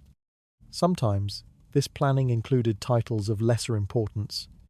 A boy might eventually receive a minor position within the broader structure of society, perhaps a role within the church, the military, or local administration. Such positions allowed the father to acknowledge the child's existence without disturbing the established order of inheritance. Every decision followed the same careful principle: recognition without disruption. For the mistress, these developments gradually transformed her own position within the quiet network of relationships surrounding the household. Earlier in her life, she had existed almost entirely as a private companion whose presence depended on affection. Now she occupied a role connected to lineage. As the mother of a son whose existence had entered official records, even if only discreetly, she became part of a family narrative that extended beyond personal relationships. Her connection to the household now rested on blood rather than admiration alone. This shift altered how others perceived her. Servants, advisors, and relatives sometimes began to treat her with a slightly different level of caution or respect. She remained outside the official structure of marriage. Yet the presence of her son created a bond that could not easily be ignored. The quiet residence where she lived gained new significance. Visitors who came to check on the child's education or health might interact with her more formally than before. Messages concerning property arrangements or financial provisions occasionally passed through her hands. The small household she managed had become a place connected to the broader interests of a powerful family. Within Tudor society, where lineage defined the continuity of power, such connections carried subtle influence. The mistress herself rarely spoke openly about these changes. She understood that discretion remained essential. Drawing attention to the situation could create unnecessary complications within the household. Instead, the transformation unfolded quietly. The child continued to grow, learning his first lessons and exploring the rooms of the house where he had been raised. Servants cared for him. Tutors guided his studies, and financial provisions ensured that his future would not be uncertain. Meanwhile, the mother, who had once been regarded as a temporary presence, had become something more enduring. She had become part of the chain of relationships that connected generations within the family. Her life remained outside the official structure of marriage. Yet the child she had given birth to had entered the record of lineage in a way that could not easily be erased. The child's quiet entry into family records transformed a hidden relationship into a recognized link within a powerful lineage. Land, education, and future positions began to take shape around the boy's existence. Before long, the stability created by these arrangements would begin to change the financial and social security surrounding his mother as well. Financial arrangements often revealed the true seriousness of a relationship within a Tudor household. Gifts could be given lightly and forgotten just as easily. But long-term provisions suggested something far more deliberate. Once a son existed within the life of a powerful man and his mistress, the nature of financial support frequently began to change. Earlier in the relationship, generosity usually appeared through gifts. These presents could be impressive on the surface: fine clothing, jewelry, small sums of money, or the occasional piece of furniture might arrive as tokens of affection. Such items created comfort and even luxury, yet they remained temporary by nature. A gift could be taken away as easily as it was given. If the relationship cooled or circumstances shifted, the flow of presents might simply stop. The mistress, who had once received attention and generosity, could find herself with little protection once affection faded. The birth of a son often altered this pattern. A child introduced a responsibility that extended beyond emotion. Even within the flexible moral environment of Tudor courts, a father's connection to his bloodline carried expectations that could not be ignored indefinitely. Because of this, financial planning began to appear in more structured forms. Instead of occasional gifts, the mistress might begin receiving a regular allowance. This income could arrive monthly or quarterly, often delivered through trusted agents responsible for managing the father's broader financial affairs. Regular payments created stability. With predictable income, the household where the mother and child lived could maintain consistent routines. Servants could be paid reliably. Food and clothing could be purchased without anxiety, and the residence itself could be maintained in proper condition. Stability mattered greatly in an environment where reputation and comfort often depended on appearances. Visitors who entered the home would see order rather than uncertainty. The child would grow up surrounded by the quiet signs of security that suggested his life was being carefully supported. In many cases, the father also arranged specific provisions for the child himself. These provisions might appear in legal documents prepared by clerks or advisors. Such documents sometimes established small estates, investment funds, or parcels of land whose income would eventually belong to the boy. These arrangements served several purposes. They ensured that the child would have resources as he grew older. They also created a measure of independence that allowed the father to support his son without interfering directly with the inheritance reserved for legitimate heirs. Within Tudor society, such distinctions were important. Legal structures surrounding property were carefully maintained to prevent disputes between families. By assigning separate funds or estates to the child, advisors could balance generosity with caution. The boy, therefore, gained a form of protection, even if circumstances within the father's official household changed in the future. The financial arrangements made on his behalf could continue providing support. Education, travel, and opportunities for advancement often depended on these resources. For the mistress, These developments gradually transformed her own sense of security. Earlier in her life, she had depended entirely on the unpredictable rhythm of affection. A generous gift might arrive one month, followed by silence the next. Such uncertainty shaped every decision she made. Regular support changed that atmosphere. Now, the household she managed could function with greater confidence. Servants remained loyal because they were paid on time. Supplies arrived reliably. The child's needs could be planned months or even years ahead. This new stability influenced how she lived each day. Instead of waiting anxiously for signs of continued favor, she could focus on maintaining the home and guiding the early development of her son. Her responsibilities had grown larger, yet they rested on firmer ground. The shift also affected how others viewed her position. Servants, neighbors, and advisors recognized the signs of long-term financial support. Such arrangements suggested that the father intended to maintain his connection to the child and the household that surrounded him. That intention gave the mistress a quieter form of influence. Although she remained outside the official structure of marriage, the financial security surrounding her home reflected a continuing relationship with the powerful man whose decisions shaped the situation. Over time, this environment created something resembling permanence. The house where she lived no longer felt like a temporary refuge. It had become a stable center of life, where the child grew steadily, surrounded by routines that resembled those of any respectable household. The transformation from uncertainty to stability had occurred gradually. Explan. What began as occasional gifts had become a carefully maintained system of support that ensured the well-being of both mother and son.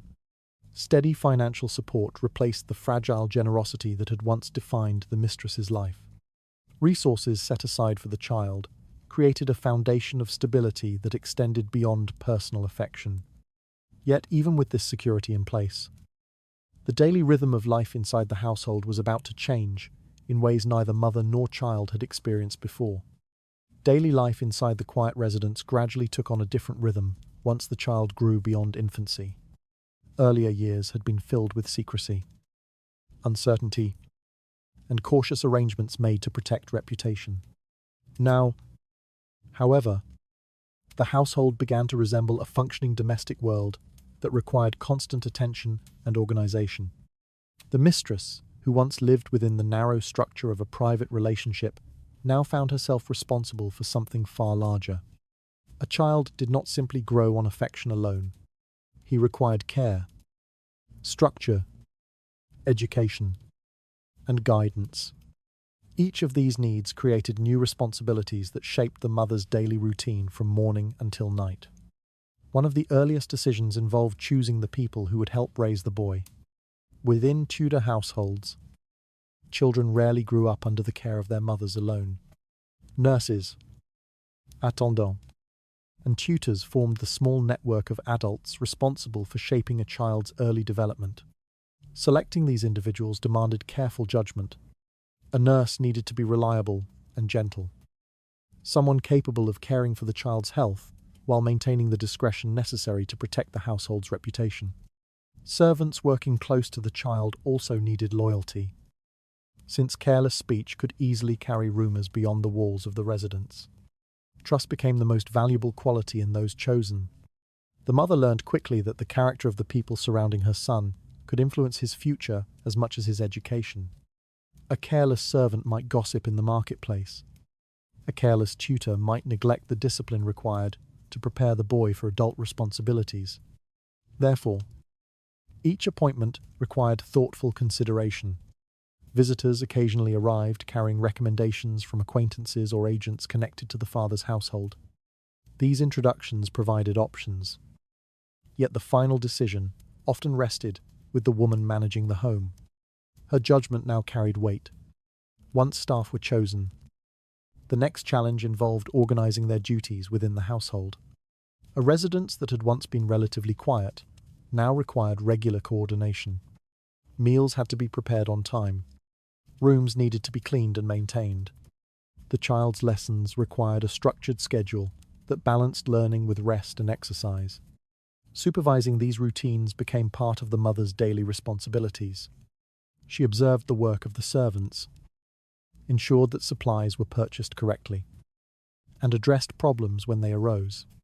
In this way, the small residence gradually began to function like a miniature noble household.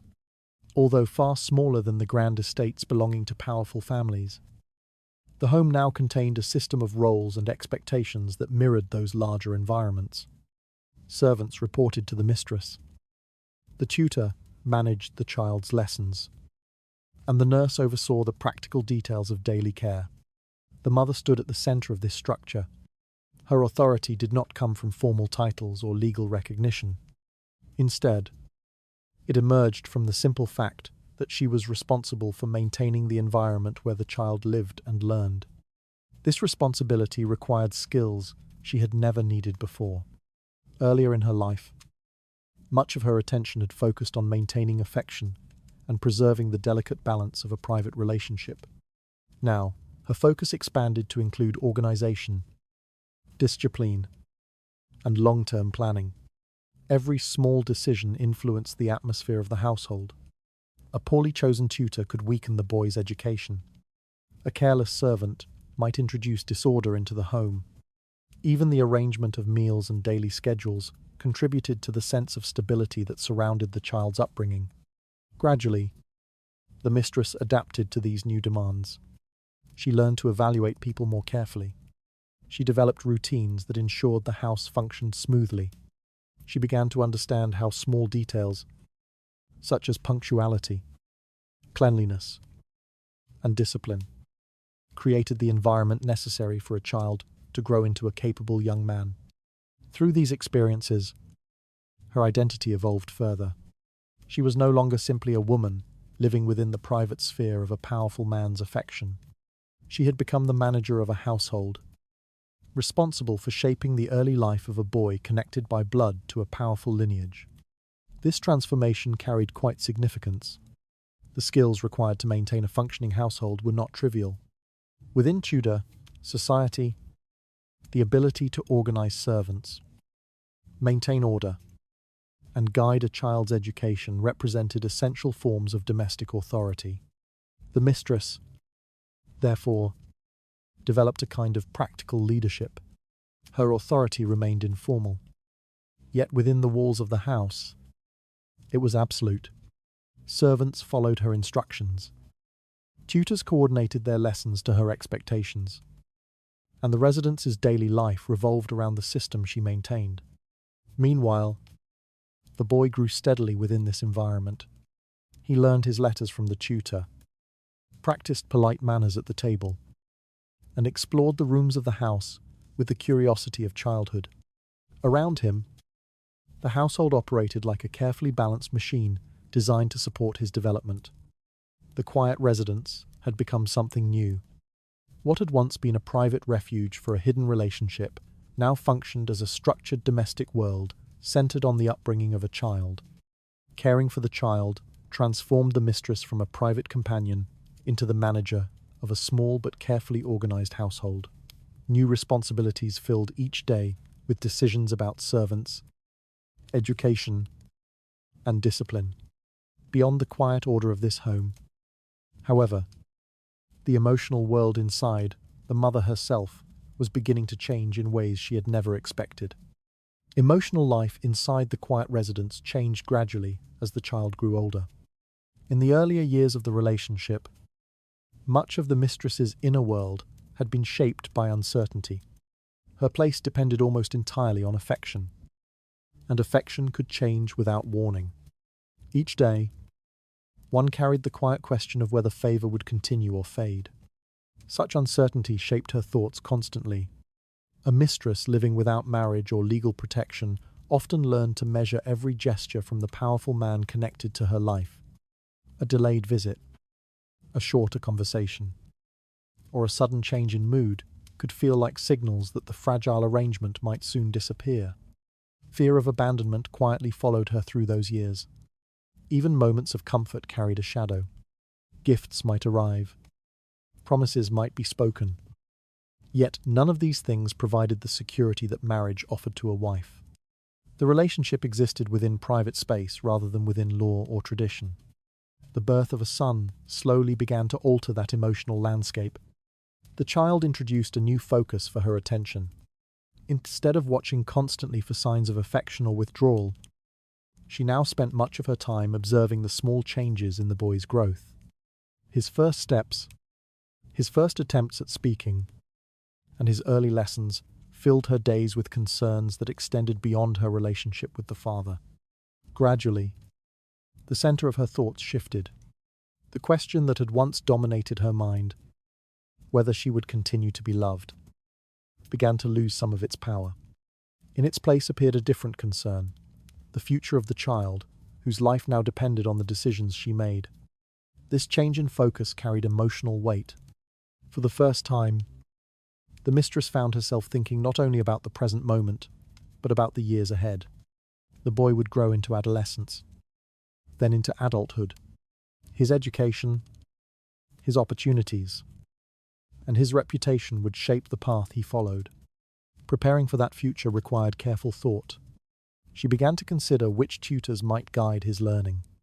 She observed the influence of servants and companions who interacted with him each day. Even small habits, how he spoke, how he behaved at the table, how he treated those around him, became matters that seemed important. Motherhood created a new kind of awareness. Within Tudor society, the structure of power was complex and deeply connected to lineage. The mistress now understood that her son's life would unfold within that structure, even if he did not occupy the central position reserved for legitimate heirs. This understanding sharpened her perception of the world around her. She began to recognize how decisions were made within powerful households. Advisors managed property, alliances shaped political relationships, and reputation influenced opportunities that might open or close throughout a lifetime. Observing these patterns encouraged a new kind of thinking. Earlier in her life, her strategy had been simple: maintain affection and avoid conflict. Now, her approach became more deliberate. She considered how the child's education might position him advantageously in the future. She paid attention to the connections that might benefit him. Visitors who entered the household were no longer simply guests. Some of them represented networks of influence that could affect the boy's path later in life. A tutor might know scholars or church officials. A trusted servant might carry information from other households. Even small relationships could matter. Gradually, the mistress began to view her life through a longer lens. Each choice she made, whether about education, household management, or social connections, could influence the environment surrounding her son. This awareness created a sense of purpose that had not existed before. Instead of living day by day within the uncertain rhythm of affection, she now moved through her responsibilities with a clearer understanding of her role. She had become the person responsible for guiding the early foundation of her child's future. That role required patience and discipline. Emotions still existed, but they no longer controlled her decisions in the same way. Fear of abandonment faded gradually, replaced by determination to create the best possible circumstances for the boy who depended on her. Within the quiet rooms of the residence, this psychological transformation unfolded almost unnoticed. Servants saw only the outward routines of household life. Tutors focused on their lessons. Visitors discussed ordinary matters of property and travel. Few of them fully understood how deeply the mother's inner perspective had changed. She now occupied a position shaped by responsibility rather than uncertainty. The same woman who had once worried about losing affection had become someone capable of planning years into the future. Her thoughts moved beyond personal survival toward the long-term stability of her son's life. In this way, motherhood altered not only her daily routines, but also her understanding of power. She now recognized that influence did not always appear in dramatic gestures or public authority. Sometimes it developed quietly through careful planning, patience, and the steady shaping of a child's path. The quiet residence where she lived had become a place where such planning could occur. Within its walls, the boy continued to grow while his mother watched closely. adjusting her decisions as she learned more about the world he would eventually enter. Motherhood gradually replaced fear with long-term purpose in the mistress's mind. Her thoughts shifted from protecting her own position to carefully shaping the future of her son. In time, however, the growing importance of that child would begin to affect not only the household, but also the political atmosphere surrounding it. Romantic passion often appeared to define the beginning of many relationships within the Tudor court. Private meetings, whispered conversations, and carefully arranged encounters gave the impression that affection stood at the center of everything. For a time, this illusion could feel convincing. Yet relationships built on emotion rarely remained unchanged. As circumstances evolved, new realities quietly entered the space where passion once dominated. In the case of a mistress who had given birth to a son, the meaning of the relationship slowly began to shift in ways that neither affection nor secrecy could prevent. In earlier years, the connection between the man and the woman revolved almost entirely around desire and companionship. Their meetings existed within private chambers, away from the eyes of the household and the formal world of politics. Within those moments, the relationship felt personal, intimate, and separate from the structures of power that shaped the wider court. Affection defined the rhythm of their encounters. Visits arrived when the man wished to escape the demands of council meetings or political responsibilities. The mistress waited within the quiet rooms prepared for those meetings, aware that her presence belonged to a space outside the formal hierarchy of marriage and lineage. Once a child entered the picture, however, that rhythm began to change. The son created a connection that could not be limited to private emotion. His existence tied the two adults together through blood, responsibility, and future planning. The relationship now extended beyond the fleeting world of affection into the longer horizon of family structure. This transformation often occurred gradually. The father might still visit the mistress, but their conversations increasingly included practical matters. Discussions about the child's health, education, and living arrangements began to appear alongside the personal interactions that had once defined their time together. Passion did not disappear entirely, yet it no longer occupied the central position it once held. The presence of the child required attention that neither parent could ignore. Decisions about tutors, property arrangements, and social introductions became necessary parts of their relationship. In this way, the child acted as a bridge between two different worlds. On one side stood the private relationship that had originally brought the man and woman together. On the other side existed the larger network of family, inheritance, and reputation that defined Tudor society. The boy connected these two spheres. His existence meant that the relationship between his parents could not remain purely personal. Every decision surrounding his upbringing carried potential consequences for the father's household and the wider structure of lineage. Within Tudor culture, bloodlines carried profound importance. A child represented more than affection between two individuals. He embodied the continuation of a family's identity and the transmission of its influence across generations. Because of this, the father's attention increasingly focused on practical arrangements, education, financial support, and future opportunities for the boy required careful planning. Advisors might quietly discuss the situation with the father, ensuring that the child's existence did not disrupt the delicate balance of inheritance and reputation within the official family structure. These conversations introduced a new dynamic into the relationship. Where once there had been spontaneous meetings and emotional exchanges, there now existed deliberate planning and structured responsibility.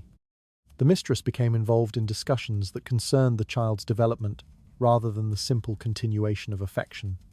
For the mother, this shift carried both reassurance and complexity.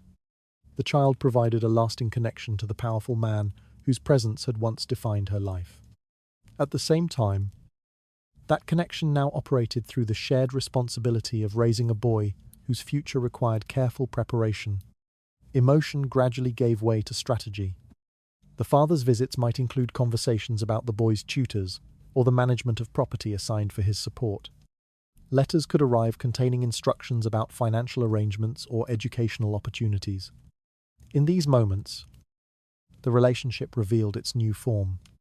Affection still existed, yet it now functioned within a broader framework shaped by lineage and responsibility.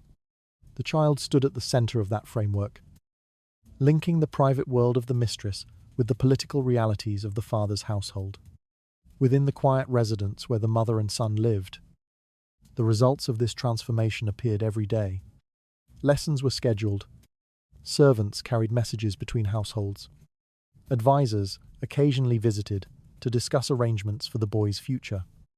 Each of these actions reflected the growing importance of bloodline within the relationship. What had once been a hidden romance had become something more complex.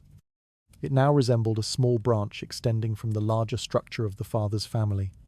The mistress remained outside the formal position of a wife. Yet her role as the mother of a son ensured that her life had become connected to the continuing story of that lineage. Love no longer defined the relationship in the way it once had. Responsibility for the child gradually replaced passion as the central bond between the two adults. Over time, however, the growing significance of that child would begin to attract attention from forces far beyond the walls of their quiet household. Political tension rarely announced itself openly within the quiet structures of Tudor society. Instead, it appeared gradually, emerging from small concerns that slowly gathered weight over time. The existence of a son born outside marriage could create exactly such a situation. At first glance, the child seemed harmless. He lived far from the central halls of the court, growing up within a modest household arranged for his care. His daily life consisted of lessons, meals, and the routines expected of a young boy receiving a gentleman's education. Yet blood carried meaning that could not easily remain confined. Within Tudor culture, lineage shaped the foundation of authority. Every child connected by blood to a powerful man represented a potential element within the complex structure of inheritance and influence. Even when that child held no legal claim to the father's primary estate, his existence still mattered. Observers within the court understood this clearly. Advisors, courtiers, and distant relatives often examined family connections carefully. They paid attention not only to legitimate heirs, but also to any other individuals who might influence the distribution of power in the future. The boy, therefore, existed within a quiet field of political awareness. His name might not appear prominently in official records. Yet those who studied the structure of the household knew of him. They understood that the father had provided support and education, and such actions suggested that the connection between them carried significance. This knowledge alone could create tension. Some members of the father's official family might worry that the boy could become a source of dispute later in life, even if he lacked a legal claim. Ambitious individuals sometimes attempted to strengthen their positions by invoking blood ties. History offered many examples of such conflicts. Rival factions occasionally supported alternative family members as a way of challenging established authority. A distant cousin, an overlooked relative, or even an illegitimate child could become a symbol around which dissatisfaction gathered. The boy did not need to seek such attention himself. Others might attempt to use his existence for their own purposes. Advisors with political ambitions, dissatisfied relatives, or factions within the court could view the child as a useful figure in broader struggles for influence. This possibility worried many observers. A child who grew into a capable young man might attract supporters eager to reshape the balance of power within the family. Even rumors of such intentions could create unease within the household. Because of this, the father's advisors often approached the situation carefully. They ensured that the boy received education and resources sufficient to maintain dignity, without allowing him to appear as a rival to legitimate heirs. His opportunities were shaped with caution, guiding him toward positions that offered respect without inviting dangerous ambition. These decisions reflected the delicate balance required within noble families. Too little support might create resentment or hardship. which could encourage others to exploit the boy's situation. Too much recognition, however, might encourage speculation about his role and of the family's future. The safest path often lies somewhere in between. The boy might receive an education suitable for a gentleman while being encouraged to pursue a career outside the direct line of inheritance. Positions within the church, the military, or regional administration provided honourable paths that reduced the risk of political rivalry.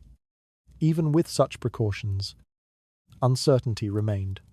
Courts were environments where rumour travelled quickly, and motives often remained hidden. Individuals seeking advantage could interpret any situation in ways that suited their ambitions. The mother understood these dangers as well. She had once lived quietly on the margins of the court, concerned mainly with protecting her own position. Now, she recognized that her son's existence carried implications that extended far beyond the walls of their household. Every visitor to the residence, every letter received from the father's agents, and every mention of the boy within conversations reminded her that the child's future unfolded within a political landscape. That landscape could change suddenly. A shift in alliances, the death of a legitimate heir, or disputes within the extended family could transform the meaning of the boy's existence. In such moments, individuals searching for influence might look toward alternative bloodlines. For this reason, the father and his advisors maintained careful oversight. They watched the boy's development, monitored the relationships forming around him, and ensured that his life remained guided along a path that minimized political risk. The child himself remained unaware of much of this complexity. His days continued with ordinary routines, lessons with tutors, walks in the garden, and conversations with the servants who helped care for him. Yet, beneath the calm surface of his upbringing lay a network of calculations designed to protect both the household and the wider family structure. Political danger did not always appear through open conflict. Sometimes it existed simply as the possibility that others might reinterpret a person's role within a powerful lineage.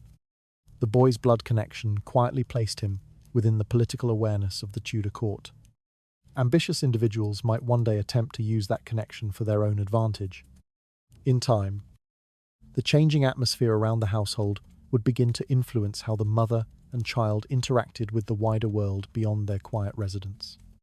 Social life surrounding the small household gradually began to change as the child grew older and his existence became more widely acknowledged. In the early years, the residence had functioned as a quiet refuge where privacy remained essential. Visitors were rare, and most interactions occurred within a narrow circle of trusted servants and agents connected to the father. Over time, however, that isolation became less practical. A boy raised with the education and expectations of a gentleman could not remain entirely removed from society. Tutors prepared him not only to read and write, but also to interact confidently with others. Manners, conversation, and social awareness formed essential parts of his upbringing. Because of this, the household slowly opened its doors. The first visitors often came from modest, noble families whose positions resembled the delicate circumstances surrounding the child. These families understood the complexities of lineage and reputation. Their presence allowed social interactions to develop without drawing unnecessary attention from powerful political circles. Such connections created a cautious form of community. Children from neighboring households occasionally visited for lessons or supervised play. Their parents might arrive for brief conversations, sharing news of local affairs while observing the boy's progress with polite curiosity. These visits carried subtle significance. They allowed the child to practice the social skills expected of someone connected to noble blood. Learning how to greet guests, how to speak respectfully, and how to behave during shared meals became part of his daily development. For the mother, these gatherings introduced a new dimension to her responsibilities. Earlier in her life, she had existed outside formal social structures. Now she found herself hosting visitors, managing small gatherings, and ensuring that the household maintained the appearance of dignity expected from a residence connected to a powerful lineage. Preparation for such visits required careful attention. Servants arranged the rooms. Meals were prepared with appropriate care. And the boy's lessons were organized to demonstrate his progress to interested observers. Every detail contributed to the impression that the household functioned with stability and discipline. These impressions mattered. Within Tudor society, reputation often formed through observation rather than official declarations. A well-ordered home, a polite child, and respectful servants all suggested that the boy's upbringing reflected the standards of a respectable family. Gradually, invitations began to extend beyond casual visits. Small ceremonies related to the child's development provided opportunities for broader participation. Religious events, such as confirmations or celebrations tied to education, occasionally brought together neighbors and acquaintances. These gatherings allowed the child to appear within a structured social environment. While the events themselves might seem simple, they quietly reinforced the idea that the boy belonged within a network of families connected through shared customs and expectations. For the mother, each occasion represented another step toward stability. She remained aware that her own position still existed outside the formal structure of marriage. Yet through the child's participation in social life, the household gained a form of recognition that gradually softened the boundaries separating it from the wider community. This process unfolded slowly and carefully. No dramatic announcement declared that the boy had been accepted into a noble society. Instead, acceptance emerged through repeated interactions, shared meals, polite conversation, and the quiet acknowledgement that he possessed the manners and education expected of a young gentleman. Observers began to speak of the household with less hesitation. Neighbors referred to the boy respectfully, recognizing his connection to the powerful father whose support shaped his upbringing. Tutors spoke proudly of his progress, and visitors occasionally mentioned the residence as a place where discipline and courtesy were carefully maintained. Such comments contributed to a subtle shift in perception. The household no longer appeared merely as the private residence of a hidden relationship. It had begun to resemble a small but respectable center of social life, where a young boy connected to noble blood was being prepared for adulthood. The mother played a crucial role in maintaining this transformation. Her ability to host guests with dignity, guide her son's behavior, and ensure the household's smooth operation helped reinforce the impression that the child's upbringing was both stable and honorable. Through these efforts, the boundaries separating private affection from social legitimacy gradually became less rigid. Each gathering, each conversation, and each polite introduction allowed the boy to move one step further into a world where recognition mattered as much as blood. The process remained cautious. No one openly challenged the established structure of the father's official family. Yet within the smaller circles of local society, the boy's presence was becoming familiar, and familiarity carried its own quiet power. Social gatherings and shared rituals slowly introduced the boy and his mother to a wider network of respectable families. Each polite visit and ceremony helped strengthen the appearance of stability surrounding their household. In time, the child himself would grow old enough to shape these relationships in ways that would influence not only his own future, but also the position of the woman who had raised him. Time moved quietly within the residence where the boy had spent his childhood. What once felt like a house filled with the sounds of early lessons and childish curiosity gradually transformed into a place where a young man began preparing for a larger world. Education had always been central to his upbringing. From the moment tutors entered the household, the intention had been clear. The child would not grow up as an anonymous figure hidden from society. Instead, he would be trained with the discipline expected of a gentleman connected to noble blood. His earliest lessons focused on language and manners. The tutor guided him through reading and writing, often beginning with religious texts or classical passages used widely in Tudor education. These lessons taught more than simple literacy. They introduced the boy to the language of authority, morality, and discipline that shaped elite society. Gradually, the scope of his education expanded. History, philosophy, and the principles of governance appeared within his studies. Tutors believed that a young man connected to a powerful household needed to understand the ideas that guided noble families and political institutions. These lessons shaped his character. He learned how to speak clearly in conversation, how to present himself confidently in the presence of guests, and how to observe the delicate rules of respect that governed social interaction. Every detail mattered, from posture at the dining table to the tone used when addressing older visitors. Outside the study room, practical skills were also developed. Physical exercise, riding, and familiarity with weapons formed part of the training expected of a young gentleman, even if the boy did not inherit major estates. Such abilities ensured that he could participate in the social and professional worlds open to men of his background. As the years passed, visitors to the household began to notice the change.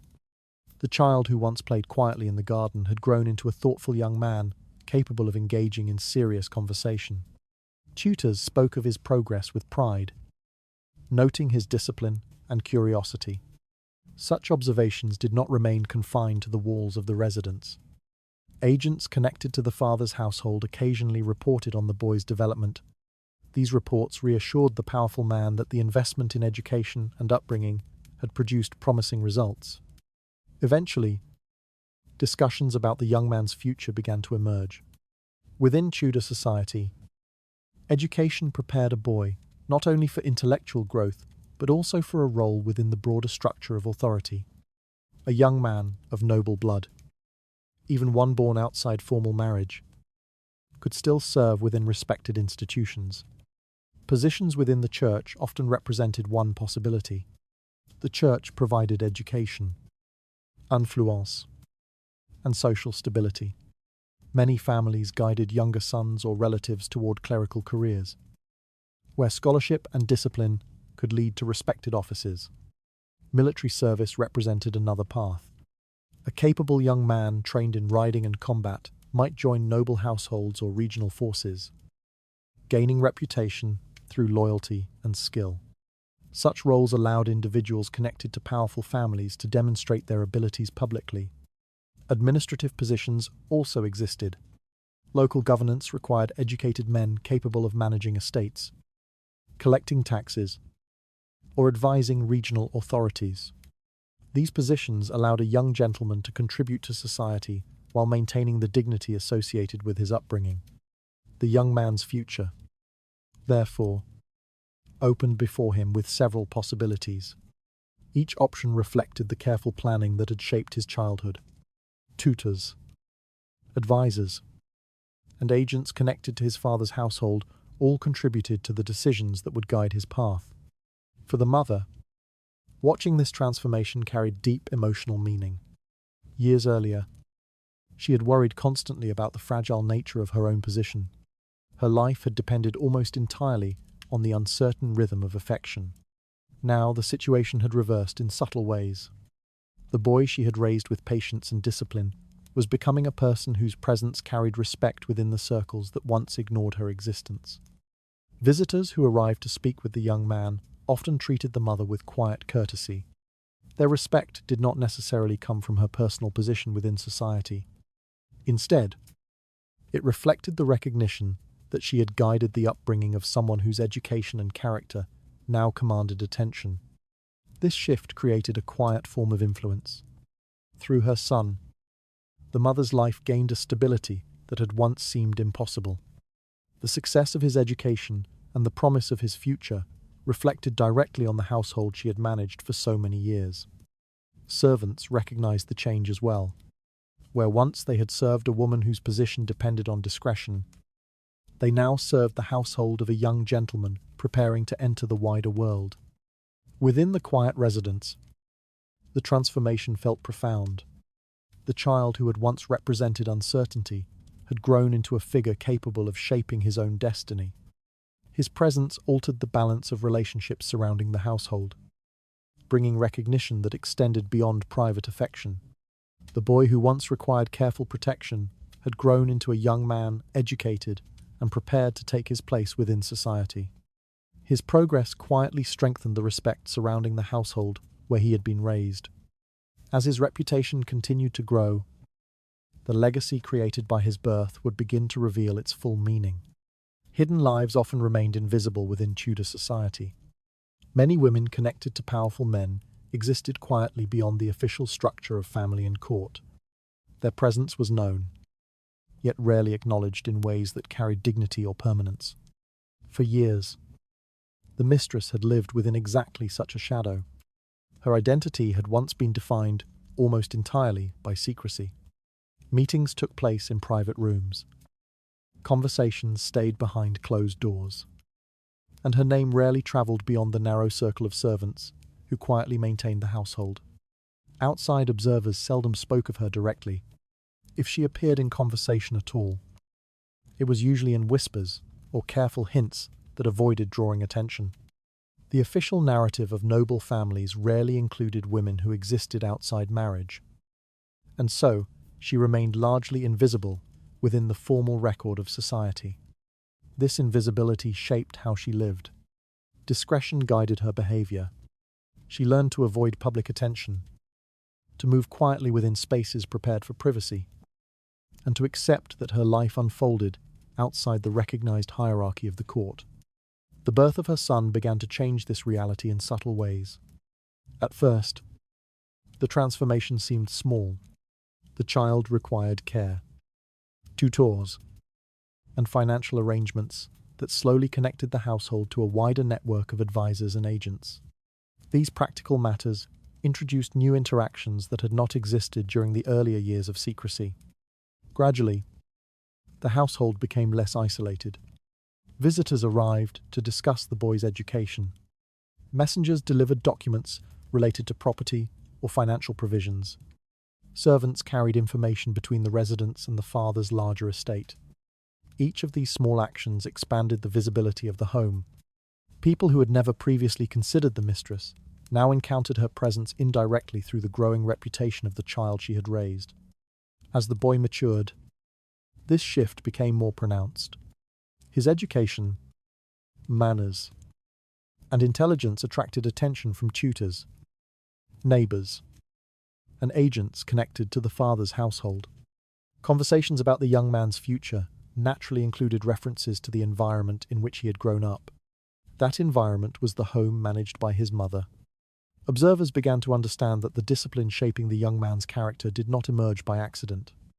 It had been created through years of careful guidance within the residence where he had lived since childhood. This realization quietly altered how people viewed the woman who had once been ignored.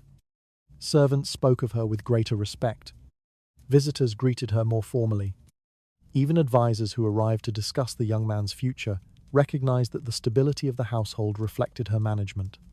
She had become more than a hidden companion. Through the success of her son's upbringing, she emerged as a figure connected to the continuity of the father's bloodline. Her identity was no longer confined to the secrecy that once defined her relationship. Instead, she now stood behind a living symbol of lineage. Within Tudor society, where family bloodlines carried enormous meaning, this role held quiet significance. The young man represented a continuation of the father's blood, and the woman who had guided his development inevitably became associated with that legacy. Recognition still arrived indirectly. No official titles or public ceremonies suddenly elevated her position. The structures of marriage and inheritance remained unchanged. Yet the attitude surrounding her presence had shifted in ways that were impossible to ignore. The shadow that once concealed her life had grown thinner. Where once she had moved through her days unnoticed, she now encountered gestures of acknowledgement shaped by respect for the young man whose upbringing she had carefully overseen.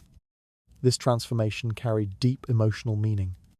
Years earlier, her existence had depended on affection that could disappear without warning. Her identity had rested on fragile foundations shaped by secrecy and uncertainty.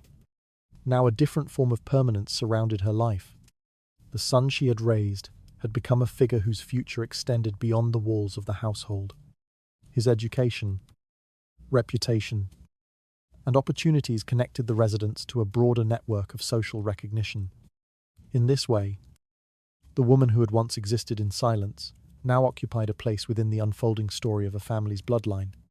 Her life had been rewritten through the quiet influence of the child she had nurtured. A woman once hidden from view gradually became recognized as the guiding force behind a young man connected to noble blood. The transformation did not occur through titles or public declarations, but through years of care that shaped the future of her son. Gradually, the long path from secrecy to stability began to reveal the lasting legacy created by both mother and child. Long after the quiet decisions of youth had faded into memory, the consequences of those choices often remained visible within the structure of a household. In Tudor society, where bloodlines shaped reputation and stability, the birth of a child could gradually transform a life that once seemed fragile and uncertain. Years earlier, the woman had lived within the narrow space of secrecy. Her existence had been defined by private meetings, whispered arrangements, and the careful avoidance of attention. The rooms where she spent her days existed outside the official world of the court. Her presence depended on affection rather than law, and affection was never guaranteed to last. Time, however, introduced a different foundation. The child who had once required protection and careful planning eventually grew into a man capable of shaping his own future. Education, discipline, and opportunity gradually carried him beyond the boundaries of the quiet house where he had spent his early years. As he matured, the world began to recognize him. His knowledge, manners, and connections opened doors within society. Whether he pursued service in the church, military responsibilities, or administrative work, his education allowed him to move confidently among men who respected ability and lineage. Through him, the household gained new stability. For the mother, this transformation carried profound meaning. The fears that had once accompanied her life slowly faded as her son's position strengthened. Where once she had depended entirely on the uncertain favor of a powerful man, she now lived within the protection created by her child's achievements. Age brought a different rhythm to her days. The intense anxieties of youth gradually softened into quieter routines. The house that had once been filled with lessons and youthful activity became a place of reflection, where memories of earlier struggles blended with the calm of later years. Visitors sometimes arrived, carrying news of her son's work and reputation. They spoke of the young man with respect, describing the positions he held or the responsibilities he carried within society. Each conversation reminded her that the careful efforts of the past had not been wasted. The boy she once held in her arms had grown into someone capable of standing on his own. This success created a form of security that had once seemed impossible, even though the formal structures of marriage had never included her name. The respect surrounding her son inevitably reflected upon the household where he had been raised. Servants treated her with quiet dignity. Neighbors acknowledged her presence with polite courtesy. Advisors who visited to discuss matters with her son often recognized the role she had played in shaping his early life. Through these small gestures, her position within society subtly changed. She was no longer merely a woman connected to a hidden relationship. Instead, she had become part of the extended story of a family whose bloodline continued through the man she had raised. This transformation illustrated something important about Tudor society. While official titles and marriages defined the formal structure of power, quieter influences often shaped the lives of individuals just as strongly. A mother guiding her child's development could alter the future of a household in ways that no decree or ceremony could fully capture. Her life, therefore, carried a legacy that extended beyond personal experience. The son she raised would continue to move through the world, building connections, forming relationships, and perhaps raising children of his own. Each generation that followed would carry forward the bloodline that once began as a secret within a private chamber. In this way, the woman who had once lived in uncertainty became part of a lasting narrative. Her story demonstrated how the quiet choices made within hidden spaces, could eventually reshape the structure of family and influence. What began as a fragile relationship had evolved into a lineage that continued beyond her own lifetime. The transformation was not dramatic. No public announcement ever declared the significance of her role. Yet within the quiet memory of those who knew the household, her influence remained clear. She had guided a child through vulnerability toward independence. She had maintained a home where discipline, education, and stability allowed a young boy to grow into a capable man. Through patience and determination, she had secured a future that once seemed uncertain. For many women living outside the formal protection of marriage, such outcomes were rare. Yet history occasionally preserves these quiet examples of resilience. They remind us that influence often develops in unexpected places, within private rooms, family conversations, and the daily routines of a household that outsiders barely notice. The story of this woman and her son, therefore, reflects more than a personal journey. It reveals how the structures of power and lineage within Tudor society could be shaped by relationships that began in secrecy. The child born within that secrecy eventually became the bridge between two worlds, the private sphere of affection and the public structure of family legacy. Now, as this story reaches its end, the quiet residence where so much of this life unfolded grows still. The corridors that once carried whispers of uncertainty now hold the calm rhythm of memory. The struggles of youth, the careful decisions, and the years of patient effort have all settled into the quiet foundation of a life that found stability in unexpected ways. So as the candles grow dim and the house rests in silence, let the story settle gently in your thoughts. History often feels distant, filled with kings, wars, and grand decisions. Yet, behind those events were countless quiet lives like this one. Lives shaped by patience, secrecy, and the hope that tomorrow might offer a little more stability than today. Perhaps that is what makes these stories linger. They remind us that history is not only written in palaces or battlefields, but also in the quiet rooms where mothers watch their children grow and imagine futures that once seemed impossible. And now, as the night grows calm and the day fades away, it is time to let the mind slow down as well.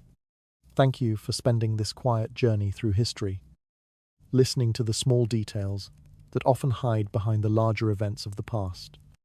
If this story helped you relax, reflect, or simply drift into the calm rhythm of history, then it has served its purpose. For now, let the echoes of Tudor halls fade into silence. Let the candles dim. Let the house grow still. And wherever you are tonight, I hope you can rest comfortably, knowing that the past has shared one of its quiet stories with you. Good night, and sleep peacefully.